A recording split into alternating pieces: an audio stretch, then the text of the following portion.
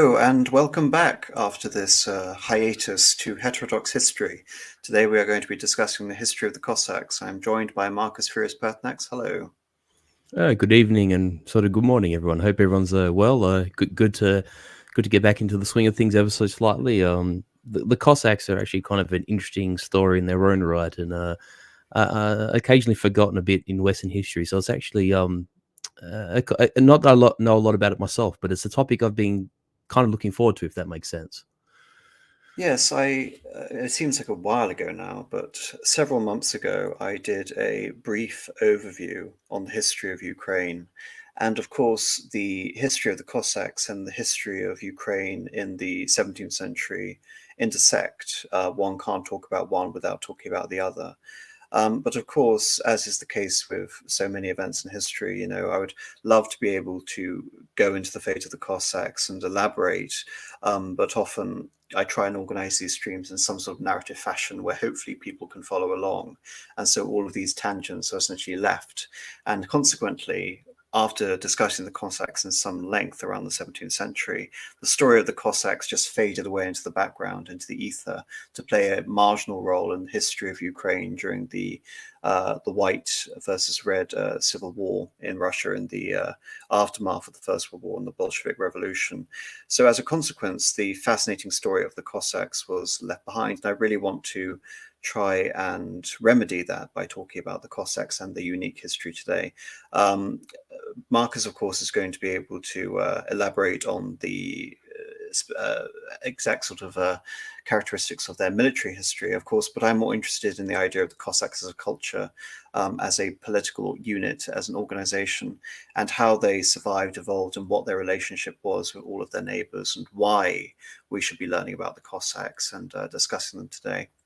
Now, I have a couple of images to start off with. So here is a image of the last Tsar of Russia, Tsar Nicholas II, with the Tsarevich Alexis, surrounded by his imperial convoy. And of course, they are all dressed in the Cossack outfit, which became synonymous and famous by the end of the 19th century, early 20th century, just before the First World War. So much so, it was actually emulated by some Turkish units and some Persian units as well. But again, this is, if anything, it's a microcosm in terms of the difficult task we have as historians in trying to discern exactly what the Cossacks are. In terms of their exact etymology, the etymology comes from around the late 16th, early 17th century. Cossack or Cossack in Russian or Ukrainian, as these languages are evolving around this time, or dialects, is rendered in English from the French derivative of that word, Cossack, which in turn is derived from a Turkish word, Kuzak, meaning nomad, bandit, wanderer, looter, essentially. And that is also where we also get the ethnic denomination of Kazakh, Kazakhstan, and it's led some people to claim that there is some sort of ethnic link between Kazakhs and Cossacks, but that hasn't been substantiated. But nevertheless, they're technically from the same sort of etymological root, so I think it's fair enough to try and draw some sort of connection there. But from there, we don't necessarily have a ethnic group per se. Again, most of them were Eastern Orthodox, and most of them were Slavic, either Ukrainian or Russian. And in fact, describing whether they were Ukrainian or Russian, some of the groups became a issue during the 20th century, and ultimately most of them finally come to be recognized ethnically as Russians. So the ethnicity doesn't really matter that much for this conversation, because despite the fact that they don't form a distinctive ethnicity, they definitely form a culture. Now, looking at the dress here, this, if anything, also demonstrates the evolving nature of what it means to be a Cossack, because this dress here, the famous sheepskin hats, the felt cloaks, the curved sabers, and of course the gaziers across their waistcoats, All of this, of course, is synonymous with Circassian dress, and this is indicative of the fact that the Cossacks across the 18th century and the 19th century moved southwards into the Caucasian mountain region, into the Kuban region, the two most famous hosts in that region being the Kuban host and the Terek host. There were 11 famous Cossack hosts or groups or organizations. And at one point, there was even a Cossack host which comprised a nation to some degree. But of course, these groups originally came and were moving in from Ukraine in the 17th and 18th century, and the change in their dress came to reflect the adoption of many local forms of dress as they moved around and established their own communities in these regions. And then, of course, we have the more classic Siberian Cossack image here. This is an image or a painting taken in the 19th century, the dance of the Cossacks. In particular, we have the famous papapka, or the Cossack hat, and none of these typical elements drawn from the Circassian elements of the mountain Cossacks that we see in the Caucasus. These were the Cossacks who lived on the outskirts of Kazakhstan, around the city of Chita, around the city of Vladivostok, along the Amur River, essentially along the Trans-Siberian Express. On the periphery of Siberia, just before the Russians were expanding into Central Asia in the 19th century. So just before we move on to the chronology of Cossack history, Marcus, do you have anything you want to say overall about the Cossacks? Not a lot. Sort of happy to get straight into it, but what I will say is that the Cossacks, in my mind, because if we sort of go back to discussions, actually, it kind of reminds me of when we talked about Gaul in some ways, and in the aftermath of Gaul, how with this sort of intermingling of a pre-Roman Celtic culture and then superimposed with a Roman civilization, and then sort of the West Roman Empire collapse, and you have the influx of these Germanic tribes, Franks and Alemanni and Goths, etc. And sort of due to the proximity of different peoples, and I suppose in some ways it's constrictions of geography, in other ways it's realities of geography, a new ethnogenesis occurs. And I think one thing that can be said about the Cossacks is that it is in some ways a because actually we had a bit of a chat obviously before going live, and it's like, what are the Cossacks? I mean, they aren't really an ethnicity per se, and I think that's true, but there's certainly a degree of ethnogenesis when you sort of consider you have these superimposed layers of, steppe peoples. And I mean, the Mongols were masters of the sort of western perimeter of the Pontic steppe for so long, and then they sort of, you have the Crimean Tatars evolve out of that, and then a Slavic sort of population that sort of sits in the borderlands, and as the Russian Empire sort of conquers southwards and into these territories, there's like this sort of organic ethnogenesis happens, and the Cossacks in some ways are an exponent of that. To what degree you want to call it new people, I don't know, but I just think it's another interesting example of that taking place in history. Yes, I mean, the Pontic steppe is the origin essentially of Indo-European civilization. And this is the origin for the Cossack group. This vast region we see here between the basin of the Danube, or rather, sorry, the mouth of the Danube, all the way up to the boundaries of modern China, in what is now sort of Turkestan and Mongolia in the east. But this territory has, for a long part of its history, been home to numerous nomadic empires. So we have the Scythians, we have the Sarmatians, we have the Goths, we have the Khazars. And this is where we have, I mean, the idea of what exactly the Cossack represents before this period is very much open to debate. I mean, in terms of the origin and the term Cossack, of course, because the Turks have been around in this region for over 1,000 years, there was one very obscure reference by a 10th century priest in Kiev, who referred to the region of Kuban in particular as people who were neither Khazar nor Slavic. They were simply the bandit peoples or the Cossacks. So again, there is a degree to which you have all of these groups put together, and there is a degree of ethnic mixing, especially as in the 6th and the 7th centuries, you begin to see the migration of the Slavs south towards Bulgaria, and of Mm, course crossing the limes of the Eastern Roman Empire, and beginning to mm, occupy that region, but not dominate it, because it's still, for the most part, dominated by Turkic groups such as the mm. Kuman Kipchaks and the Pechenegs, who dominate the region before the arrival of the Mongols in the 13th century. Actually, read my mind. I was going to mention that the Kipchaks and the Pechenegs as well, as sort of almost like sort of subgroups of these people as well. And it's kind of interesting is that often, well, not often, but there are instances in history where the pathway of migration is sort of one way. You know, for instance, if you look at the Germanic tribes sort of entering Roman Gaul, Spain, it's unidirectional. It's sort of west southwestwards. You know, the Angles and Jutes sail east northeast towards the British Isles, etc.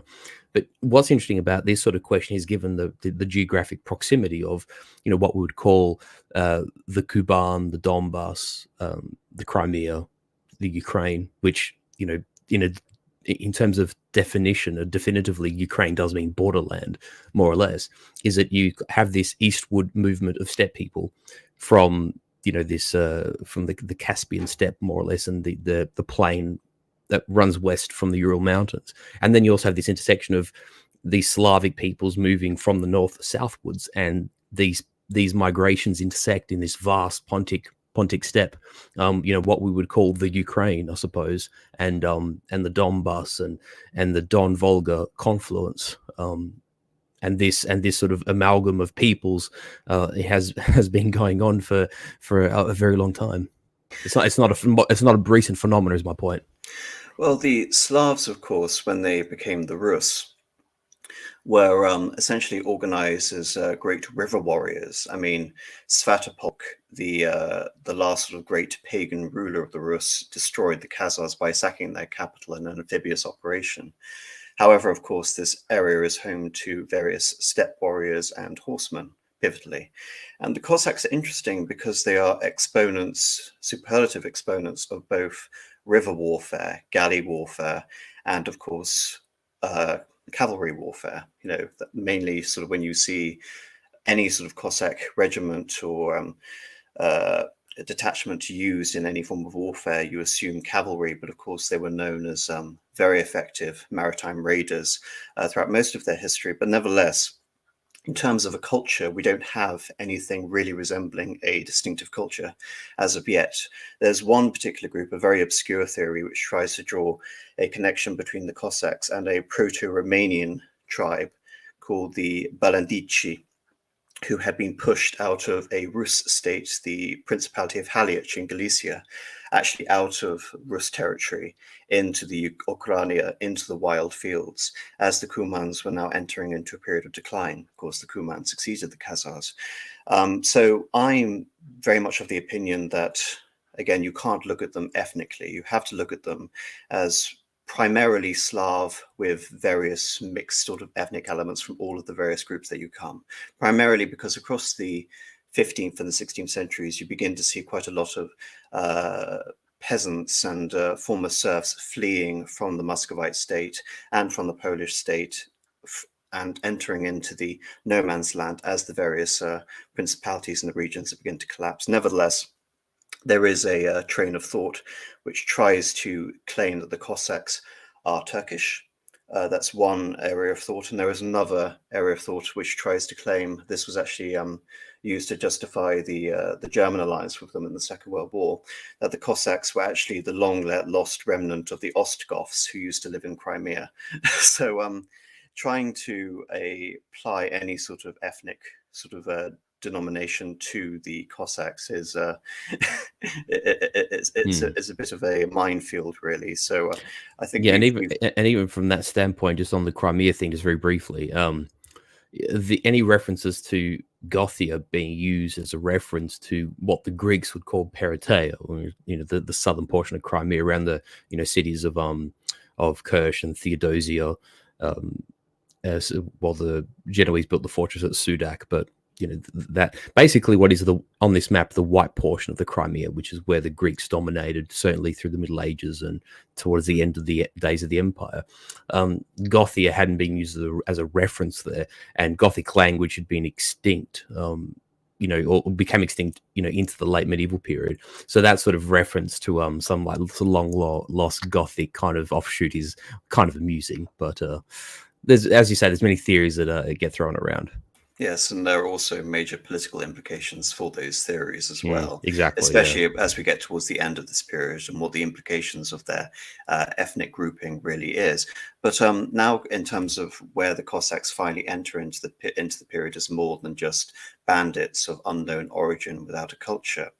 As the Golden Horde, which was the division of the Mongol Empire established by Batu Khan in the 13th century to not rule directly over the Russian states, but to dominate them through a system of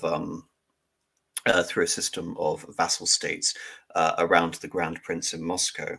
This system, as I've detailed on other streams, begins to collapse in the 14th century. We have the reign of Dmitry Donskoy, and in particular, we have the reign of Ivan III and the Great Gathering of the Russian lands, as what is called historiographically.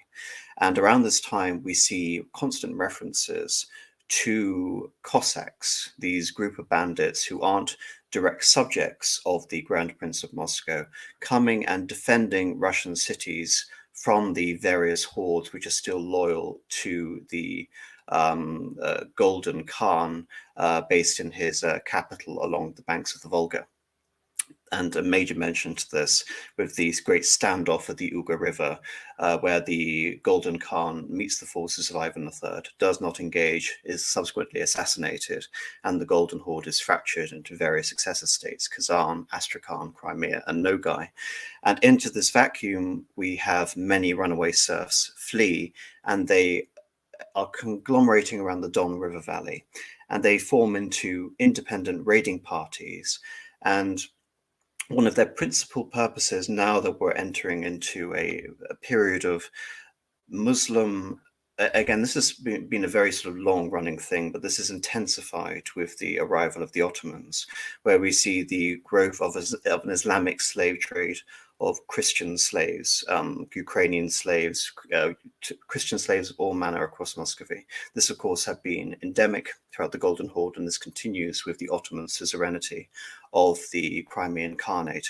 So one of the impetuses for banding together into these Cossack raiding parties is to rescue various Cossacks who've been taken away by said slaving parties, and to rescue Christian slaves in general, and to raid the various places which are loyal to the Ottomans. But again, it's difficult to place this in a specifically religious context or an ethnic context again, because they would often switch sides. They would go from rescuing Christian slaves and raiding Ottoman outposts to going off and attacking Christian outposts and raiding the various fortresses and cities of the Muscovite Grand Prince and later Tsar as well. So at various times when you have all these diplomatic treaties, the Cossacks are a rogue element. They're an element which are essentially independent. They are bands of raiders who don't owe specific loyalty to one side or the other. So often when you have various diplomatic correspondences or treaties, both leaders have an incentive to disown them, and only then to adopt them at a particular point when it's necessarily convenient for them. So up until the 16th century, that really is the history of the Cossacks. They are a growing and emboldened militia who are evolving from these militias into these groups and later into a culture. So as the Cossacks arise as these militias patrolling the no man's land between Muscovy and, of course, Tataria, which is the region around Crimea, we also see the rise of Poland-Lithuania, which corresponds to the region of Western Ukraine. All of that's incorporated into the Grand Duchy of Lithuania. And then, of course, that is incorporated into the Polish-Lithuanian Commonwealth in the 16th century as well. So between these three great empires, you see these various bands of Orthodox Cossacks, who are, again, mainly Slavic, but with various mixings of all these groups around in the region. And the principal territory for the Cossacks to come and conglomerate and establish you can say, the nucleus of something that will later become a Cossack state is Zaporizhia, which literally means the wild fields or the rapids, beyond the rapids of the Dnieper. And they consolidated their territory in what was called a Sich, or a fortress, these great wooden fortresses that dominated the various strategic points along the river. Their governments consisted of a rada or a council or a Sich rada, where all the local stanitsas, the villages, the Cossacks, all the militias would meet in a fortress and decide on common policy. They didn't have kings. Instead, they would periodically elect atamans for the various hosts, or, if necessary, a hetman, which, as mentioned on my Ukrainian stream, has its origin etymologically from the German Hauptmann, meaning captain. So they would come together and elect a captain for all of the various Cossack groups. And the most advanced of these in terms of statehood is in the Zaporizhia region. So the Sich, the Fortress Rada in Zaporizhia, is effectively a republican system operating, or you can say a primitive tribal system, operating under its own political and legal code, the Code of the Cossacks. And the Rada itself is comprised of the various leaders of the Cossack community, who are called the Starshina, or the elders. And again, like the atamans and the Hauptmann themselves, these were also elected. Do you have anything to say before I continue, Marcus? The only thing I might allude to is that interesting you dug into the terminology of hetman and its relatively close association to the German Hauptmann, which, as you probably say, is essentially captain. No, hang on. What word was it? Was it captain? Just had mental blank. Yeah, sorry. Hauptmann was captain, yes. And it does demonstrate too that obviously we did the stream on the sort of the Ostadlung, and when you sort of go past the medieval age and sort of into this period, and I mean us, and really the great proponent of it in Russia was Peter the Great, who welcomed a lot of Germans into Russia. It isn't sort of improbable that there are intersections between, we spoke just 5 minutes ago about this sort of persistent sort of intermingling of various peoples, throughout the the Ukraine, the Donbass, and what you call White Russia, Western Russia, and the Germans were a sort of a factor in that as well. And it's sort of intriguing that the Cossacks would almost poach a term from German and sort of utilize it to describe a leader amongst their own. That's kind of interesting, and also just because you got a picture here, the showing the Cossacks at the Battle of Kotin. And this also is relevant insofar that it sort of demonstrates the time period in which the Polish-Lithuanian Commonwealth was at its most ascendant and probably at its largest geographic scale, where the Polish-Lithuanian Commonwealth, it controls places such as Danzig, or Gdansk, as the Poles would call it. They have mastery over sort of Silesia and not Silesia, sorry, of Greater and Lesser Poland, of Krakow, of Galicia. They almost control territories right to the Black Sea. Places such as Volnia and more or less what is territorially Western Ukraine. Places such as Zhytomyr and Kiev are held by the Polish-Lithuanian Commonwealth. In fact, if you go further north, they control cities such as Vitebsk and Smolensk. And this really is this highlights a time of absolute Polish-Lithuanian ascendancy, almost in the aftermath of Kotin. Yes, but before I just get to that, because of course the relationship between the Cossacks and the ascendancy of the Polish-Lithuanian Commonwealth to some extent in this region go hand in hand. Just a quick note on the Cossacks themselves.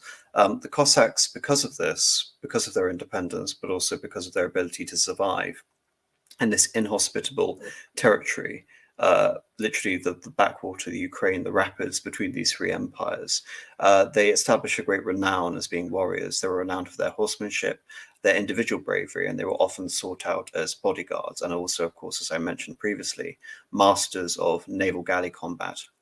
And particularly, there was a very small galley vessel known as the Chaiki, by which they often thwarted the nominal naval supremacy of the Ottomans in the Black Sea by sorting out from what is now Curzon in the mouth of the Dnieper to attack the Ottoman positions at their main fortress at Okachov before going further and even raiding as far as Anatolia.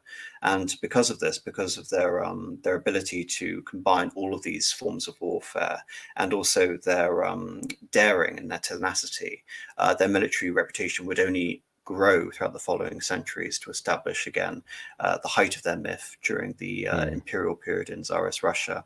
Nevertheless, as a group, as an organization, as a possible embryonic state, they were often fighting a losing battle between all of these various empires. And you mentioned the hegemonic power of Poland and Lithuania. Well, during this period, so in the late 16th century, the vast majority of the Zaporizhian Cossacks in the Ukraine submit themselves to Polish rule under the Polish provisional government based in Kiev.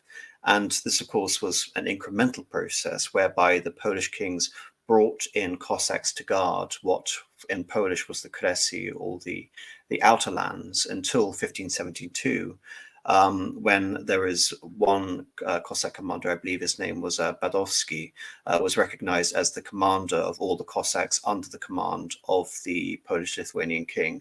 So there is a I think, important point to distinguish in Poland and Lithuania between Cossacks writ large and registered Cossacks, the ones where the Polish would actually confer on individual Cossacks certain rights and duties and a salary, as, again, elements of the Polish crown, and the Cossacks as a community which weren't by and large recognized by the Polish or given those rights.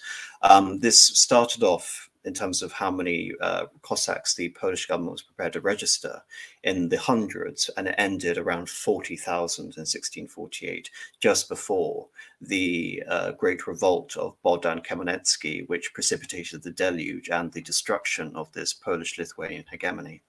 Nevertheless, despite the nominal rights which have been afforded and you can say the recognition by the Polish of the utility of the various Cossacks, Poland was still affecting a policy of Polonization, whereby the Polish Catholic nobility were establishing vast estates over the modern territory of what is now Western Ukraine and the central Ukraine around the Dnieper River and around Kiev.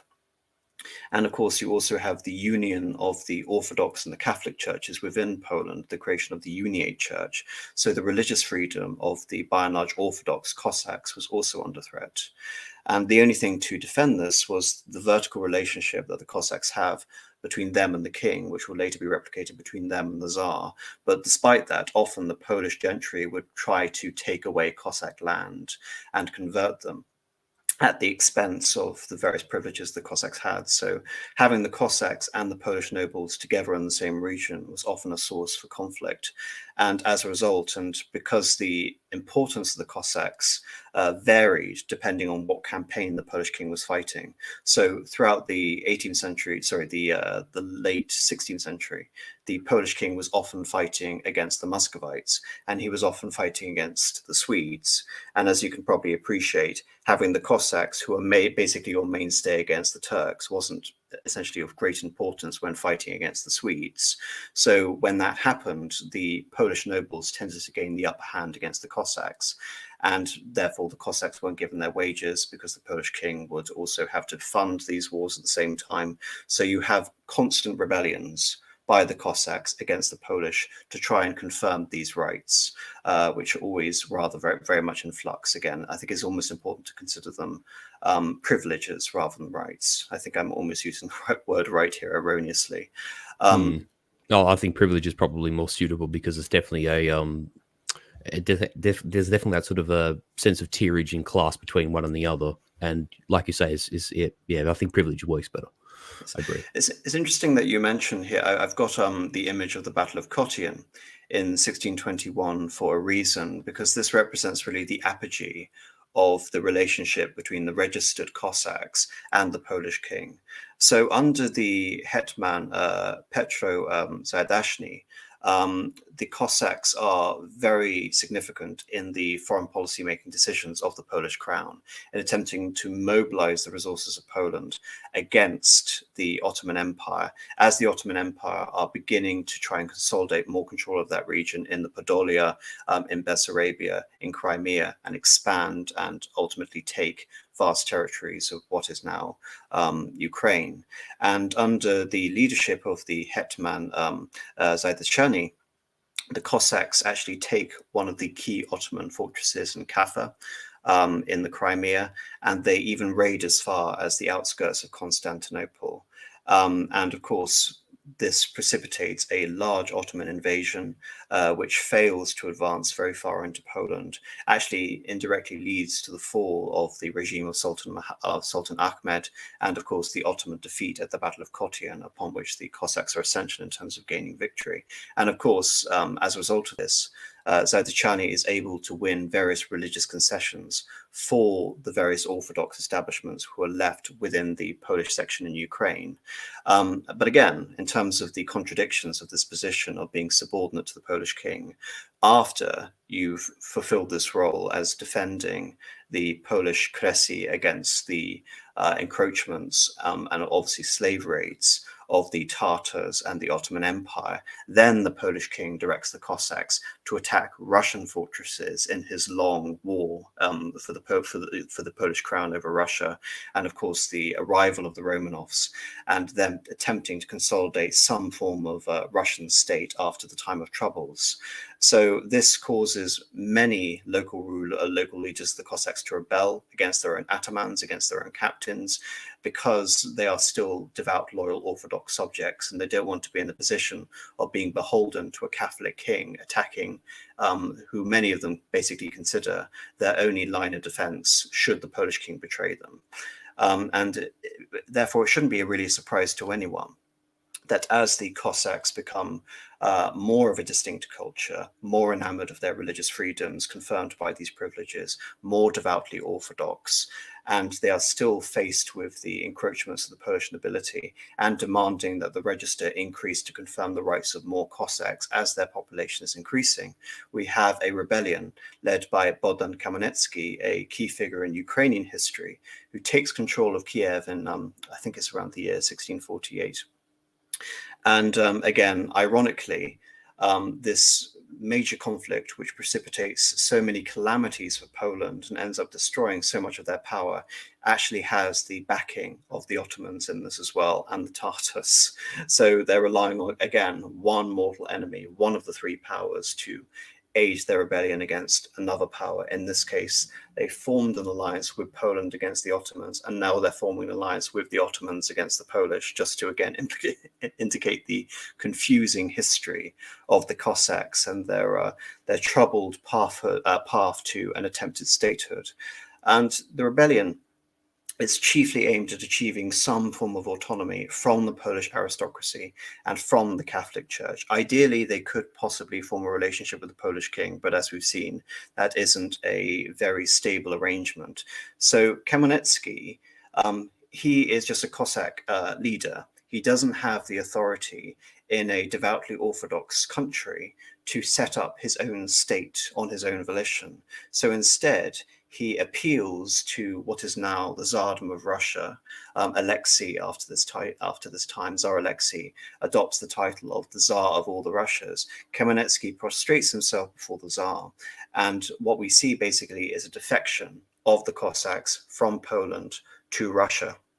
And this is confirmed later in the Treaty of Pereyaslav, which ironically, as I mentioned in my stream on Ukraine, is claimed both as a moment of inception of Ukrainian nationhood and the moment of reunification of the old Rus Principality of Kiev with the Russian nation at the same time. So it's both a moment of independence historiographically and a moment of reunification. But in terms of getting rid of all these later historical nationalistic extrapolations, what we're seeing in terms of the actual sort of the real political motivations on the ground is the creation of an autonomous Cossack state under the nominal suzerainty of the Russian Tsar, which in theory should be more independent and should be more, again, culturally, there should be less friction between the Cossacks with the Russians than there was between the Polish.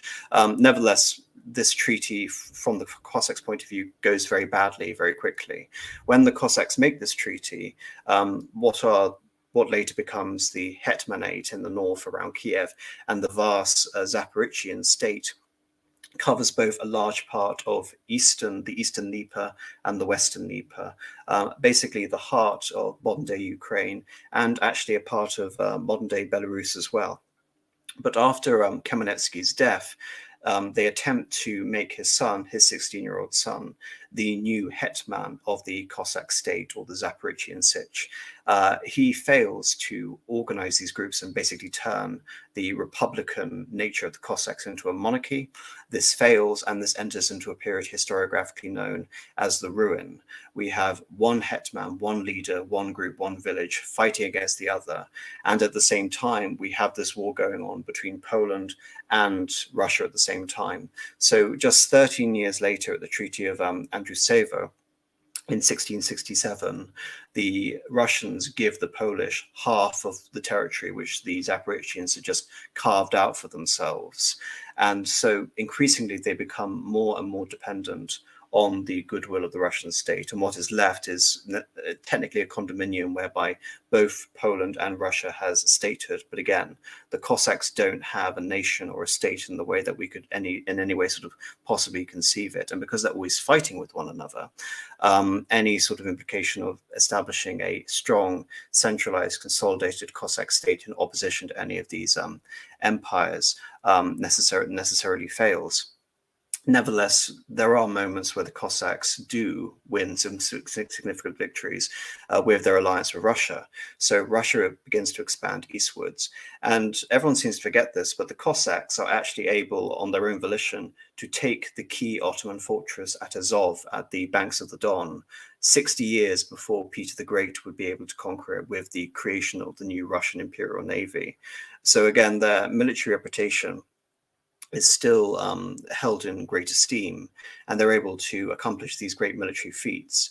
But of course, the Cossacks on their own aren't powerful enough to defeat any of these empires. And the real turning point in terms of when things really start going badly for the Cossacks in Ukraine is when we enter the reign of Peter the Great. But before I get onto that, Marcus, is there anything you want to say? Because I've been rambling for a very long time. No, just a point that you brought up, because you mentioned sort of the reintegration essentially of Kiev and what was essentially a founding component of the sort of medieval or even pre-medieval Rus state. We have to keep in mind too, we have discussed this before, but that Kiev was attacked and massacred by the Mongols, and so the symbolic and also the, to some degree, the sort of the hate to use a modern term, but the sort of the identitarian purposes of Kiev becoming part of a whole Russia again, or at least the conception of a Rus state or Rus peoples regaining control of that area cannot be underestimated. And those two events are quite far apart time-wise. I mean, you're talking the better part of at least 3 centuries, if not longer. Yes, but it's also important not to overstate it. When we look at Kiev, the main sort of influence that Kiev has really is theological. There is a significant theological school in Kiev, a Western-orientated school, which begins to influence the policies of Tsar Alexei and obviously the regency of Sophia and later Peter, and would, if anything, facilitate his major religious reforms when Russia is formally converted into the Russian Empire. But in terms of Kiev being the center of an actual Cossack authority, and again, in terms of making the Cossacks an essentially urban people, this never happens at all. Ivan Mazepa, the last sort of great Cossack ruler to attempt a version of statehood, he lives in the Sich, he lives in a fortress at Baturin. And the Cossacks retain their fundamentally distinctive culture, which was reliant on the Sich Rada, on the control of these various fortresses along the river, and in terms of the union of all these various villages. They don't become a sedentary people who conglomerate around the city, and therefore I think is a bit of a misnomer to consider the first major Cossack state in the Ukraine as a proto-Ukrainian state, because the culture is distinctively Cossack. Nevertheless, I mentioned the idea of the ruin, and I've mentioned the idea of the troubles that arise when Tsar Peter the Great comes in. Well, one of the first sort of ill portents for Cossack history is right in the end of the reign of Tsar Alexei. You have the Stenka-Razin rebellion against the Tsar of Russia, which of course is led by a Cossack. Stenka-Razin is a Don Cossack, to be precise. Then we have the rise of Ivan Mazepa. Ivan Mazepa briefly reunites all these fractured elements who have been divided in the ruin, reunites the host, and under Peter the Great, temporarily allies with Peter the Great until the Swedes come down, and it looks for a moment in 1708, that the Swedes are going to defeat the Russians. And so exploiting that moment and believing the Russian Empire and Poland too will both collapse in the wake of the Swedish invasion under Charles XII, Ivan Mazepa allies with Sweden in the latter part of 1708 during the Great Northern War.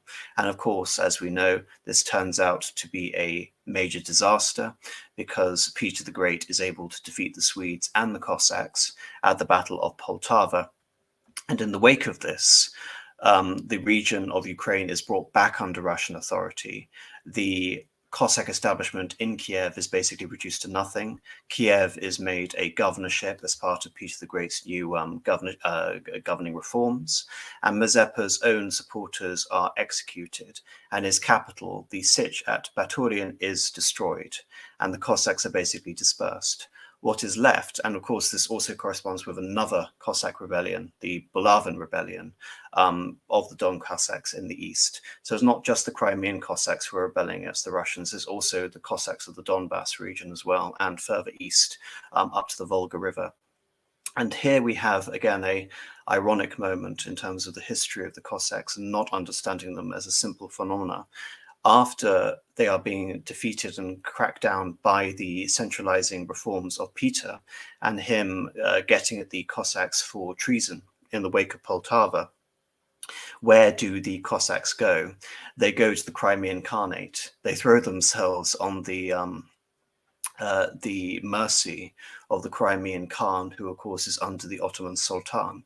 And these become the Negrosites, the Negrasov Cossacks, after one of the founders of their rebellion who takes them to the Crimean Khanate. And progressively throughout the 18th century, the position of Hetman is abolished at the start of the reign of Catherine the Great, and thereafter Kiev itself is known as the province of Little Russia, effectively Ruthenia. The southern Zaporizhian Sich was finally annexed in 1775, so the last major Cossack state. And this also coincides with the partitions of Poland. And it's interesting because the memory of the massacre of Ivan Mazepa supporters and the culling of the leadership of the Cossacks during Peter the Great's reign was such, and had such an impression on the Cossacks, that they could have feasibly fought and prevented Potemkin's annexation and dissolution of the Zaporizhian Sich in 1775.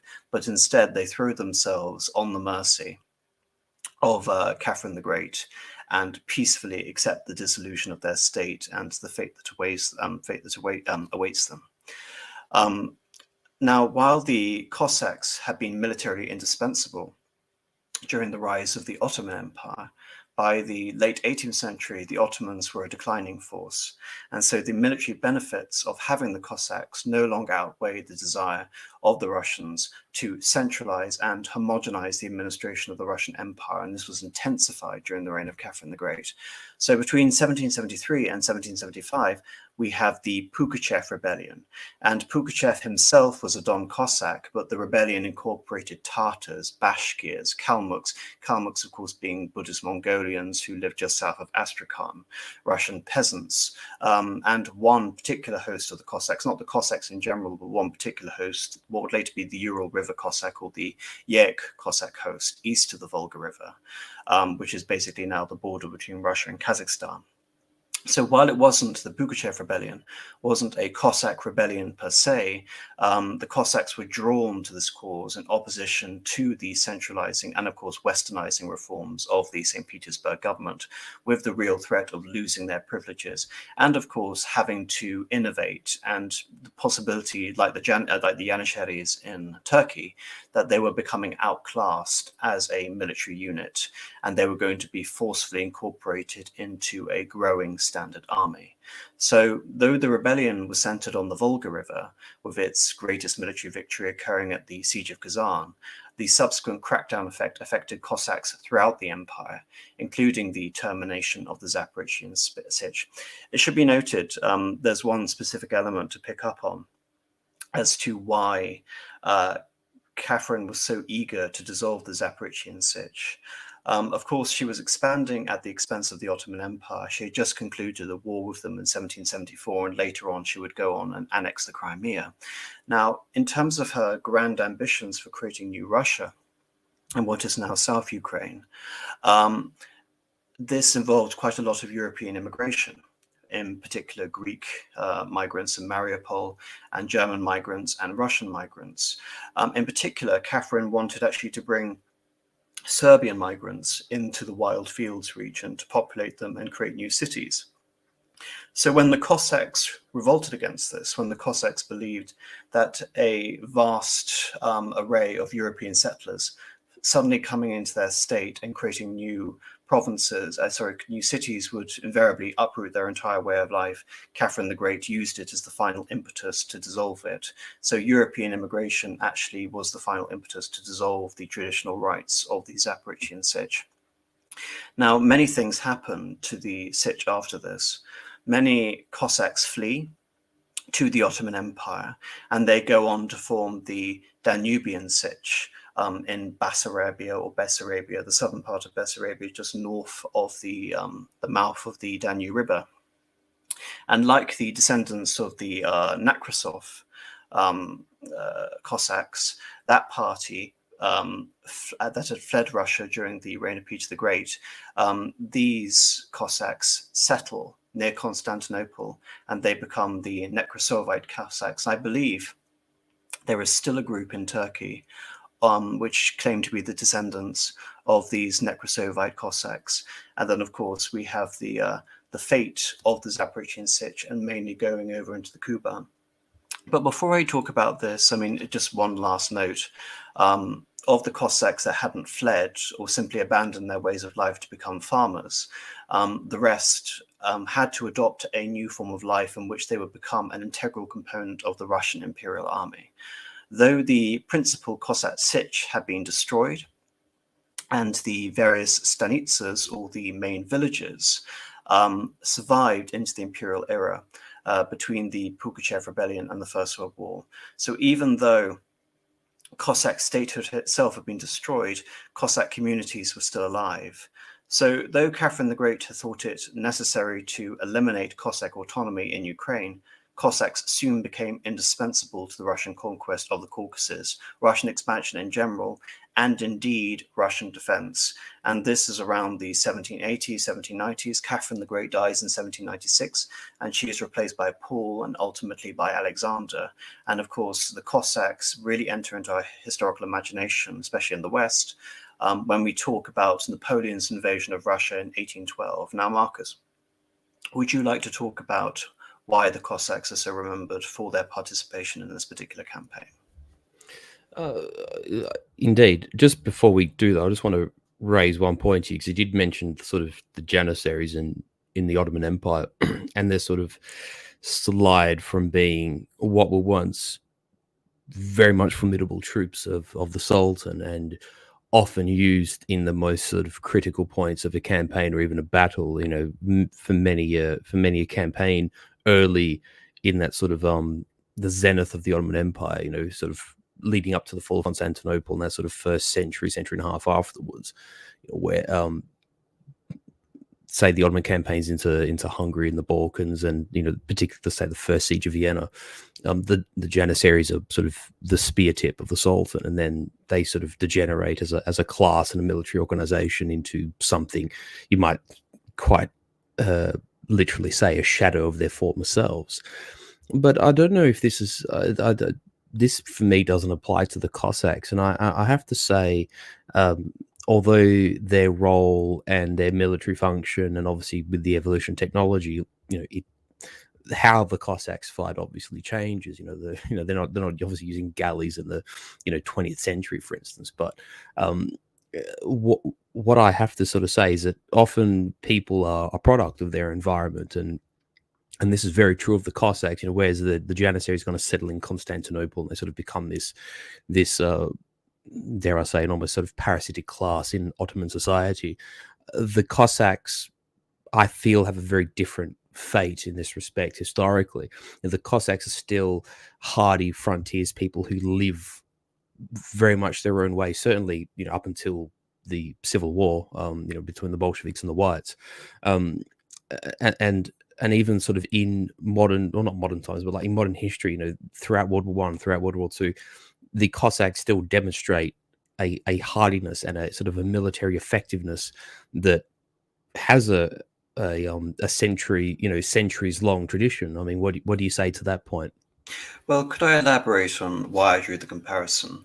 One is Sure. that, I mean, regardless of the fact that the Cossacks were more militarily effective than the Janissaries, especially by the 19th century, they filled a similar role in the sense that they did form the elite guard and they did have this vertical relationship between the rulers they represented, whether it be the King of Poland, whether it be the local Tatar rulers, whether it be as a state on their own, or whether it be later their relationship with the Russian Tsar, and how essential they were for retaining order. So I think in terms of them as a sort of Praetorian Guard, similar to the Janissaries, I think it's something which bears closer examination, And on that because point, I would agree with you, by the way.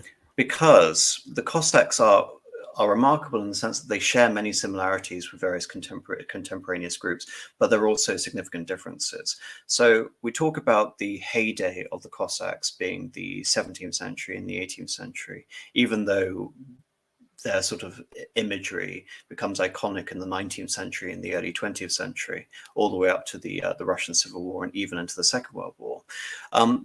The idea of these essentially nomadic guerrilla type groups forming states and taking over empires is something that happens quite often in the 17th century. The two examples which really come to mind to me are what happened to the Jurchens in China or Manchuria, and later they adopt the idea of a Manchu identity, and what happens to the Marathas in their constant war against the Mughal Empire.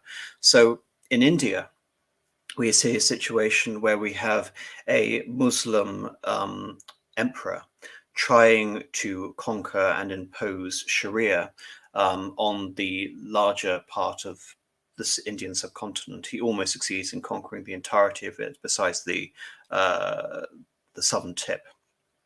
But nevertheless, Aurangzeb, or Alamgir the Conqueror, spends quite a lot of time fighting in the Deccan region. And this is the Maratha heartland.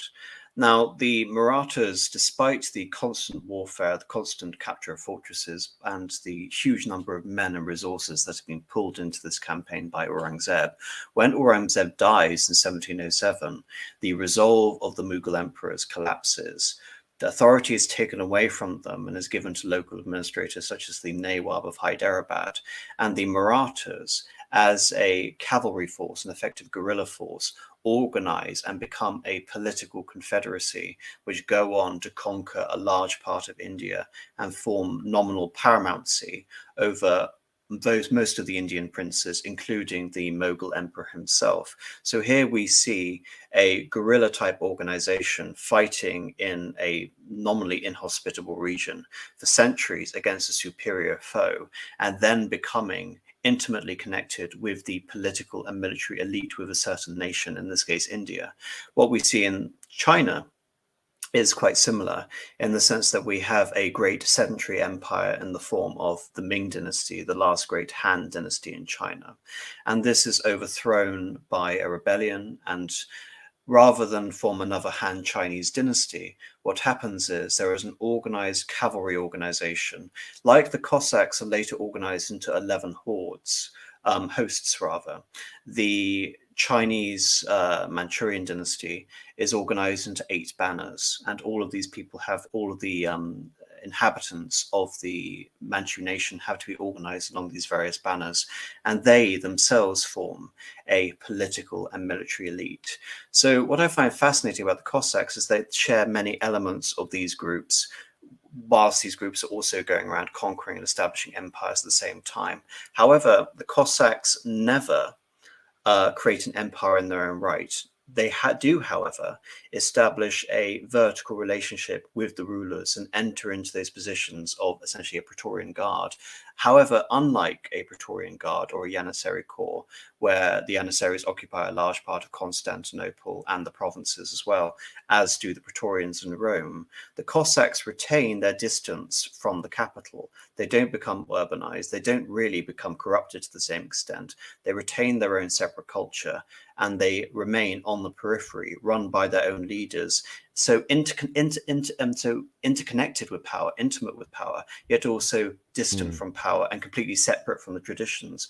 And that is how you can draw links between the Marathas and the Qing dynasty. And yet those groups fail, despite being at the pinnacle of power and their ethnicity being represented as the imperial dynasty in both of those cases. So with the Marathas, you have the Marathi. With the Qing dynasty, you have the Manchus as a people, as an ethnic group, as a nation, forming their own alphabet based on the Mongolian alphabet, and becoming a nation before conquering an empire in the form of China.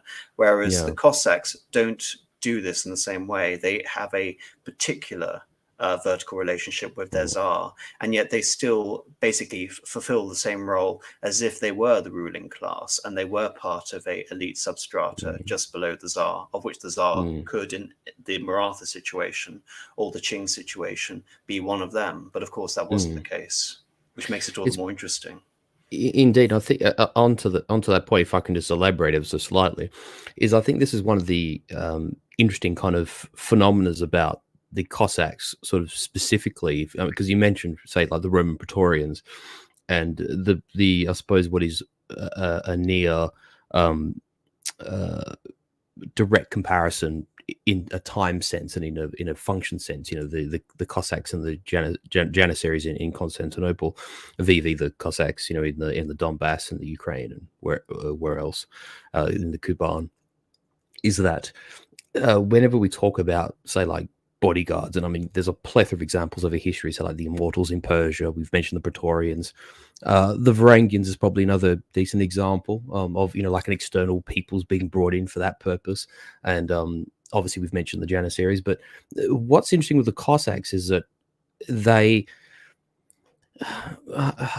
maybe it's a clumsy use of this word, but what the sort of Germans might call sort of Volksgemeinschaft. Like, I think there's a notion that the Cossacks are tied to their land and to their modes and ways of life, that if they were to relocate, or if they were to sort of surrender that lifestyle that was sort of, I mean, there wasn't really nomadic, but it was sort of definitely a tribal sort of on horseback, sort of half unsettled lifestyle, that they just can't replicate that any which way. They couldn't do that on the outskirts of St. Petersburg, or they couldn't just be settled in a quarter of Moscow, because they would lose the essential part of what made them Cossacks, which is their own social stratas, or their own sort of social organization, their own culture and traditions, their own mode of living, and all those things sort of amalgamate into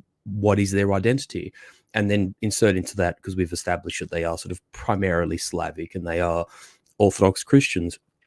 And you sort of have this unique sort of coalescence of factors that maybe in some ways, although they are pressed between burgeoning empires, there's sort of, there's this Polish-Lithuanian Commonwealth that's powerful to their northwest, and a powerful Russian state to their north, which they're probably most closely aligned to. And we sort of see that, especially as time goes on in the sort of post Potemkin, Catherine era and onwards, and obviously with the Ottomans to their south. So they're sort of in this sort of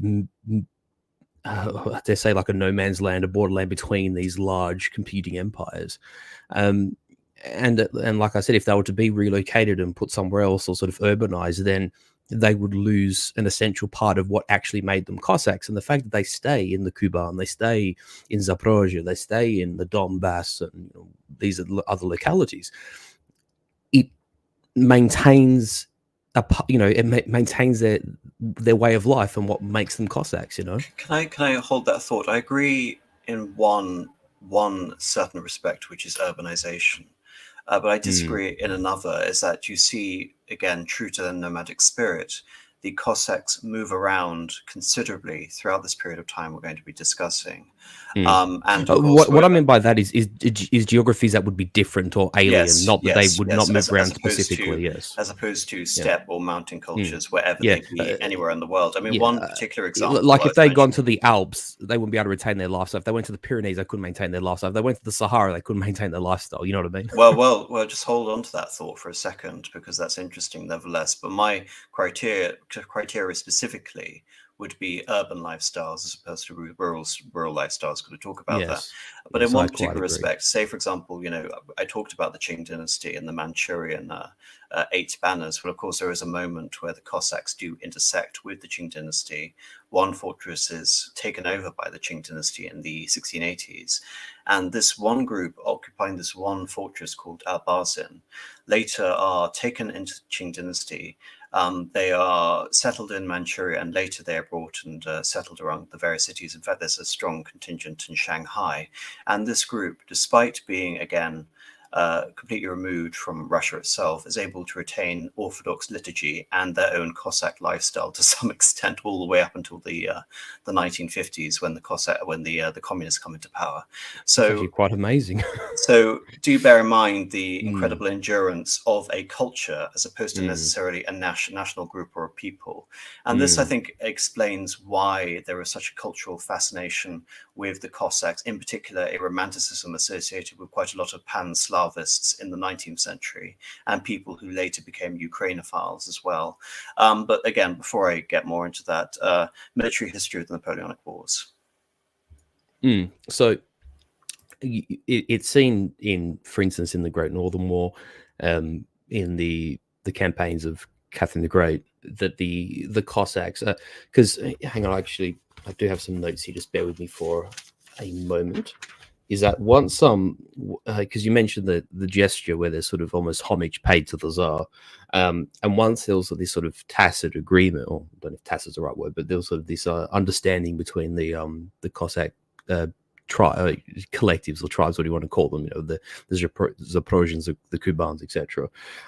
That in order to maintain, I dare say, a semi-autonomous existence, that so long as there was a good accord between the Tsarist uh, government and, I suppose, the emperor himself and the Oh, well, Cossacks. can I just elaborate on that, just in Yes, terms of what that means? yes, Okay, sure. so we have the stanitsas, which are the basic hubs of Cossack activity.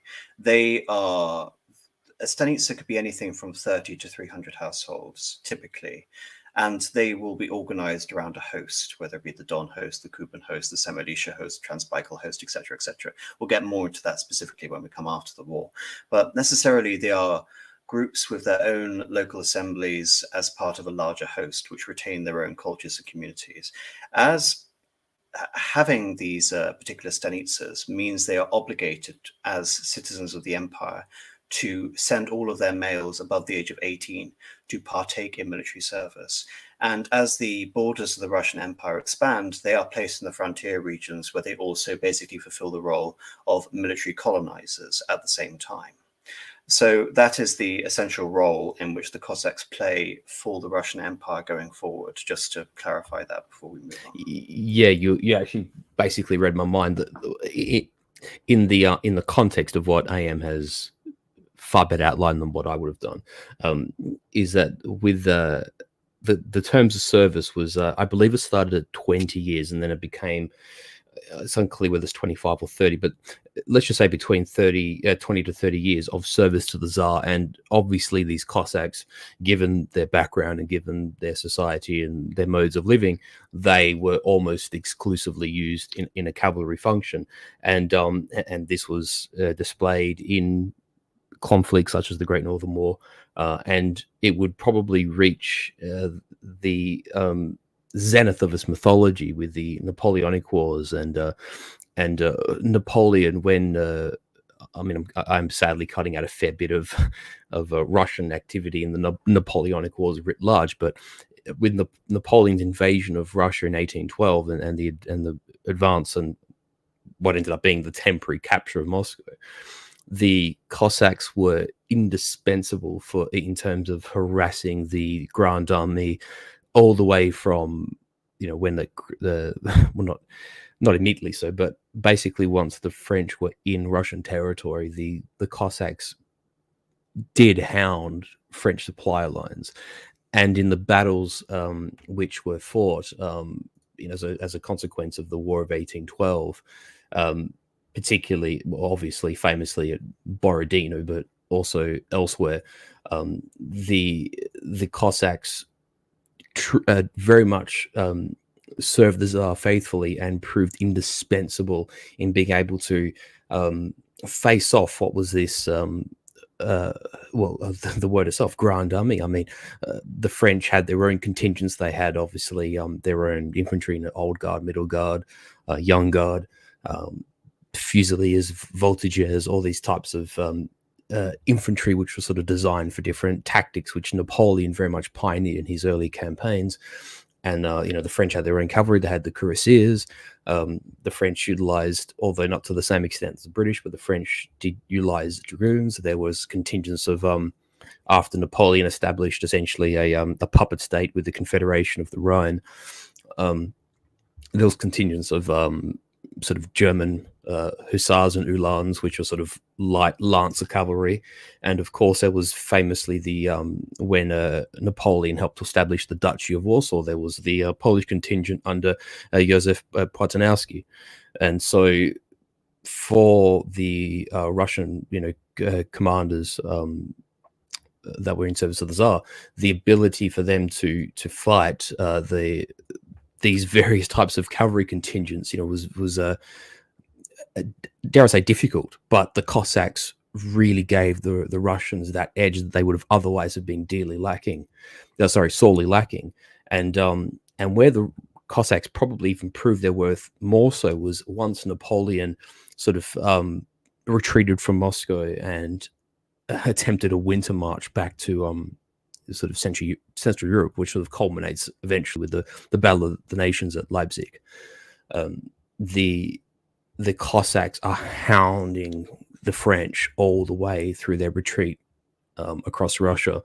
And, it's said that Napoleon entered Russia. I've seen figures anywhere from 350,000 to 500,000. I don't really know which figure to believe, but I would say a number around 300,000-400,000 probably makes sense. And the Grand Army was whittled down to 120,000 men by the end of the campaign. It's said that upwards of 350,000 died if you look at the highest estimates. And it was the ability of the Cossacks to harass initially French supply, and then secondly throughout the winter when the French and the various contingents of the Grand Army, and like I said, there was contingents from Naples, there was contingents from Saxony, Bavaria, Westphalia, Hesse, even Austria had a token contingent, as did the Prussians, and of course the Polish units under Płacinowski. The Cossacks harassed them the entire way, and obviously because they were used to those kind of conditions, they were used to that kind of climate. Even though the bitter winter of 1812 would have still been difficult to endure, the Cossacks, through just their own modes of life and their own harsh living on the various steppe lands that they inhabited, were far better equipped to deal and to cope with those extremities than the various European contingents under Napoleon. And so Particularly I've highlighted two instances here where you have the Battle of Liaskowa, which was fought on the 9th of November 1812, where the general I couldn't remember his name before, but Mikhail Kutuzov more or less caught up to the languishing French army at I'm trying to think of, I think it's just south of Smolensk, I think. And again, sort of what the Russians were doing was just catching units and groups of stragglers and sort of forcing the Grand Army to sacrifice a piece of itself to make sure the rest could survive. And the Cossacks and these forward Russian units that were sort of pressuring the Grand Army would constantly set itself upon these sort of straggling units of the Grand Army. And yeah, so Lieskauer, which is south of Smolensk, was one such instance where they caught a couple of thousand French men and more or less killed them to a man. I think there was only a couple hundred survivors of about 3,000 men, and the Russians lost a couple of hundred in comparison. Another example of, again, sorry, there's two more examples. One is the Battle of Krasnoye, which was a larger engagement and which the Grand Army more or less turned to fight the Russians sort of face to face. And although the French don't get overrun, they hold their ground. Again, the losses are very high. So the French commit 50,000 men to the battle, and about 30,000 stragglers, I suppose, make their way to the battle by being stragglers. But the French lose 10,000 killed and wounded. There's 20,000 prisoners as a result of the battle, and the Russians lose 2,000 to 5,000 men killed and wounded. And the Russian force is about 50 to 60,000, of which 20,000 are Cossacks. So they're a major component of this force that is harassing Napoleon extensively, and probably the next. It's considered inconclusive, but the Battle of the Berezina, which would be a famous place about 150 or 140 years later, because it's a massive part of the Eastern Front in World War II. But the Battle of the Berezina, which is again where Potonowski more or less saved Napoleon, this is one instance where the Poles more or less throw themselves in the firing line for the French. Again, it's 50,000 French soldiers and 30,000 stragglers are turning to fight. This time it's the Russian army of nearly 90,000 men who are closing in on them, and the French lose another 20 to 25,000 killed and wounded, and another 25,000 captured. These are just a series of disasters where just chunks of the Grand Army are being bitten off, sort of piece by piece by piece. And again, like I say, it's really the zenith of, in the Napoleonic context of warfare, like pre-modern warfare, the Cossacks absolutely show their value as tough, battle-hardened soldiers who can survive what most people would consider inhospitable conditions. When you look at the numbers, for instance, of those stragglers, these are men who have, war wounds and frostbite and are suffering malnourishment and essentially in a weakened state. And the Napoleonic army was not, an average force. I mean, Napoleon was arguably the greatest. Well, he was the greatest general of his generation, probably, and a military mastermind. And the French army was absolutely reinvigorated by Napoleon's leadership. But there's no doubting that the War of 1812 was a calamity for both Napoleon himself, his regime, and the Grand Army. And the Cossacks are responsible for a considerable number of those casualties, and ultimately for the how should I say, the disastrous outcome of that campaign for the French. Well, I mean, you've already mentioned how the Cossacks continue to pursue Napoleon up to the Battle of Leipzig in 1813, the Battle of Nations. Well, of course, the famous conclusion of the main Napoleonic Wars in 1814 was characterized by the Cossacks bathing their horses on the banks of the Seine. In terms of the complete about turn the Cossacks were able to effect with Napoleon's temporary occupation of Moscow, compared to the far more triumphant occupation of Paris by the Russians and their Cossacks.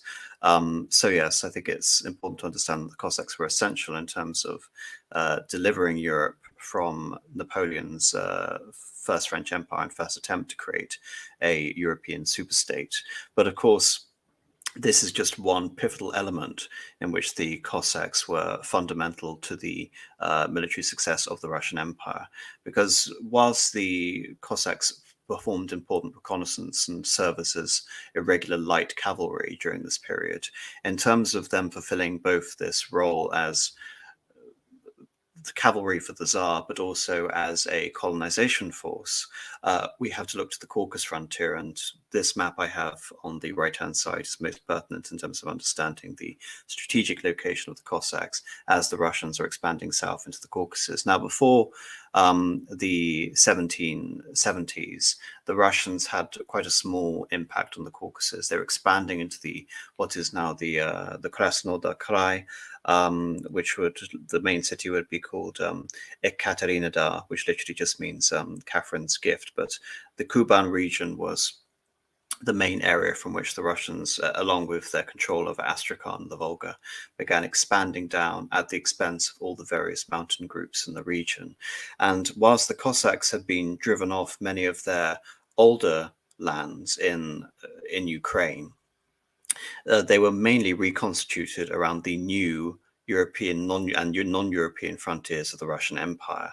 So, of course, the most famous of the hosts being the Don Cossack host, and the large region here you can see in the north, east of the city of Rostov, and the Kuban host in what is now southern Russia. The Kubans are significant in the sense that the Kuban host, which at one point was called the Black Sea host or the Azov host, would essentially be the reconstituted elements of a lot of the disbanded Zaporizhian hosts from Ukraine. So they are moved, dispersed, and find themselves on the new frontier in the Kuban region. It's also compounded by various Cossacks who had fled from the Astrakhan region on the Volga and later moved to the borders of Dagestan to become the Caucasus Line Cossacks and ultimately to be reformed into the Terek host. Now, in 1796, Catherine the Great had attempted to conquer Persia and failed, but her grandson, Tsar Nicholas I, was much more successful in terms of establishing a permanent Russian presence in the Caucasus, pushing the boundaries of the Russian Empire down into Georgia, Armenia, and Azerbaijan, and also winning several wars against the Ottoman Empire to boot. Meanwhile, the Turkish-aligned Danubian Cossacks had their territory been conquered by the Russians, and after being conquered, they surrendered to the Russians and were granted amnesty and were specifically made into a naval garrison force for a while, and they proved to have a pivotal function during the Crimean War. So it's not, again, interesting enough to see the Cossacks as one just homogenous block. No, there are specific Cossack hosts with their own specific traditions, their specific lineages, and specific roles that they perform for the Tsar, such as the elements of the Danubian Cossacks who are performing reconnaissance duties on the sea as opposed to as cavalry on the land. Now, if we're going to sort of expand this in terms of how the Cossacks begin this period of colonization of the Caucasus, the Cossacks serve a fundamental role in the very long series of wars in the Caucasus between the Russians and the Circassians. The Circassians had been the main holdout of the various mountain peoples throughout the later part of the 18th century and throughout the first half of the 17th century. And after the Crimean War, in which the Cossacks had been defending the coast against British encroachments, the Circassians were finally put down and most of them killed off by the Russians and the territory. And of course, there was also a religious war being waged by one Imam Shamil of the various Muslims that were left in the Caucasus, of course, conglomerating around the area of Grozny and the Dagestan region. A large sector of the Circassian population was eliminated, and a large portion of the exiles were moved to the Ottoman Empire, and the Terek and the Kuban Cossacks came to settle and basically become these military colonizers in the region. And other Cossacks, such as the Cossacks I mentioned from the Danube, were reincorporated into the Kuban Cossacks. They were consolidated and streamlined.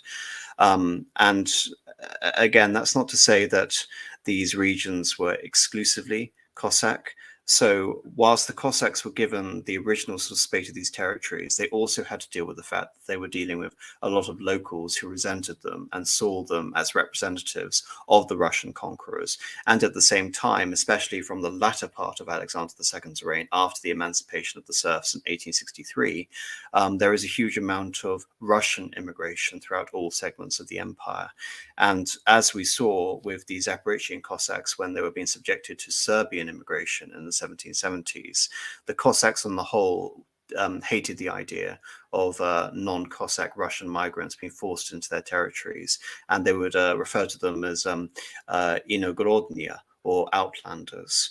Nevertheless, because these policies were fostered on them by the Tsar, there was very little they could do about them, so much as they could retain their own privileges and, for the most part, their own settlements, their stanitsas.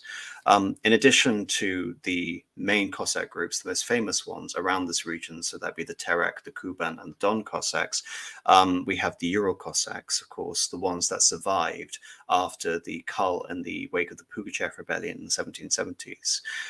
We have the Siberian Cossacks, who had originally assisted the Russian conquest of Siberia under Yemak Timofeyevich, and now had very little connection to ostensibly their Cossack brethren in the Don and the Caucasus, and such as the Zaporizhian Cossacks were settled in Kazakhstan on the borders to facilitate in the conquest of Central Asia, while other Cossacks were settled around the Amur River and Lake Baikal, Russia's borders with Mongolia, which was then a Chinese province, and Manchuria, which will be another node of Russian expansion throughout the remainder of the throughout the 19th century.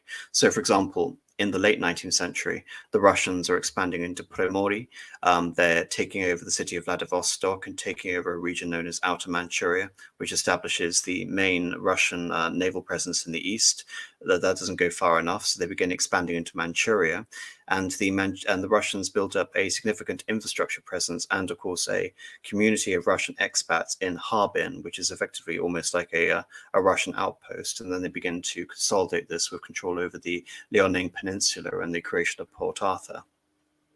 So by this time, by the beginning of the First World War, there are 11 hosts, or in Russian, visko, recognized Cossack hosts, organized into various squadrons for both infantry and cavalry roles. And these organizations, these squadrons, are known as sotnias.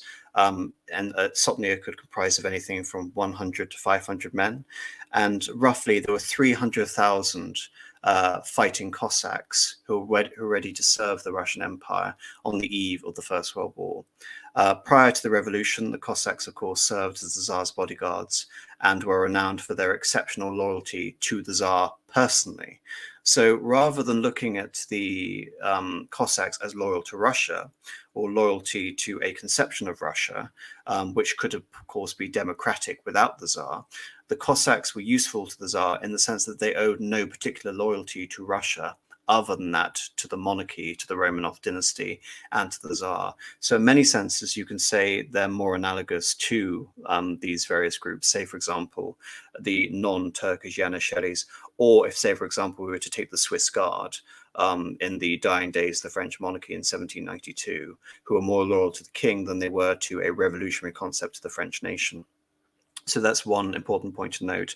And of course, this loyalty is founded on the bedrock that the Tsar is there to preserve the particular way of life of the Russian Cossacks. And just to detail that, so we've already talked about the organization of the central hub of Cossack life, which is the stanitsa, the local Cossack assembly.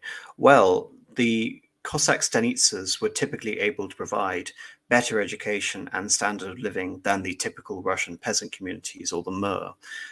As the Cossacks were effective at livestock farming, they were effective hunters, fishermen, and where they didn't excel in a particular mode of work. So, for example, the Cossacks weren't exactly famed for unskilled labor in factories or mining. The Cossacks would often charge rents to give out the rights for those various resources. In fact, the Cossack organization was so successful and useful to the Tsarist government that the Tsarist government attempted to replicate the Cossack stanitsa for non-Cossack frontier peoples. So the Russian government attempted to set them up for the Dagestanis and for the Turkomans to fulfill the similar role that the Cossacks had been able to perfect by the beginning of the 19th century. So that essentially is the role that the Cossacks played throughout the lifespan of the Russian Empire. And Marcus has talked about their major victory in 1812. And here we get to the First World War. Now, I'm really sort of more versed to be able to talk about the political effects of the Cossacks in the fallout of the Russian Revolution. But before we get there, Marcus, would you like to briefly summarize the impact that the Cossacks had on the Eastern Front in the First World War? Sure. Just one thing I wanted to add on to just before we move on to World War One is that because we've sort of I don't want to say glossed over because you've actually done a very nice job of explaining it, but in that in the what was the eastward expansion of the Russian state, sort of towards more or less the Pacific Ocean and right across Siberia, is that the Cossacks. We spoke about the hardiness of them being able to fight under the conditions they did in 1812, and also the sort of the hardy traits that they demonstrated, be it fighting the Ottomans, be it resisting Polish authority or Ottoman conquest or what have you. The life that they led in their modes of sort of living in their various regions. Like I said, be it the Kuban, be it the Donbass, etc. They were in many ways the perfect settler stock, because not only were they settlers insofar that they would establish more communities and they would spread the religion, the culture in a given direction, but because these were hardy warrior peoples in their own right, the Russian state didn't actually have to dispatch troops to protect these colonies, because the Cossacks would protect themselves. Often you see in historical contexts of sort of settlement happening in all manners of the world by sort of all manners of people. And when the settlers go to a frontier area, they are often vulnerable to, shall I say, populations who don't welcome said settlement. Or indeed, if settlement occurs which buttresses another group of people, or another empire, another nation, then it makes those settlers vulnerable. The Cossacks are the perfect settlers in this regard, because they are themselves a fierce, hardy, dare say, possibly little Spartan, but a people who are self-reliant and can tough out the most severe of climatic and sort of geographical conditions. So it was a policy which benefited both the Cossack people and the Russian state. That should be emphasized. Yes, and of course, this is why the Cossacks were placed in incredibly dangerous and hostile regions. Because, looking at the people of the Caucasus, say, for example, the vast majority of them were incredibly hostile to the Russians. So the fact that the Cossacks could actually endure and to some extent thrive in their new territories in the Kuban and the Terek is nothing short of a miracle. That, and of course, talk about the Semirichia Cossacks and the fact that they were able to establish, effective colonies next to the various Muslim khanates in the region at the same time. And of course, the Cossacks in the east forming on the basis of the Manchurian Chinese civilization at the same time. We are forming colonies in inhospitable regions where the population is for the most part hostile. So the fact that these groups can survive and actually be an asset rather than a drain to the Russian Empire is really rather remarkable.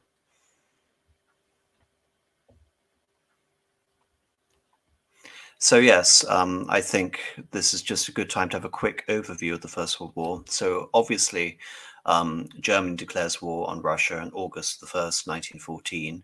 Thereafter, for the next nearly 3 years, the Russian Empire is fighting against the Ottoman Empire, the Austro-Hungarian Empire, and the German Empire on the Caucasian and the Eastern fronts.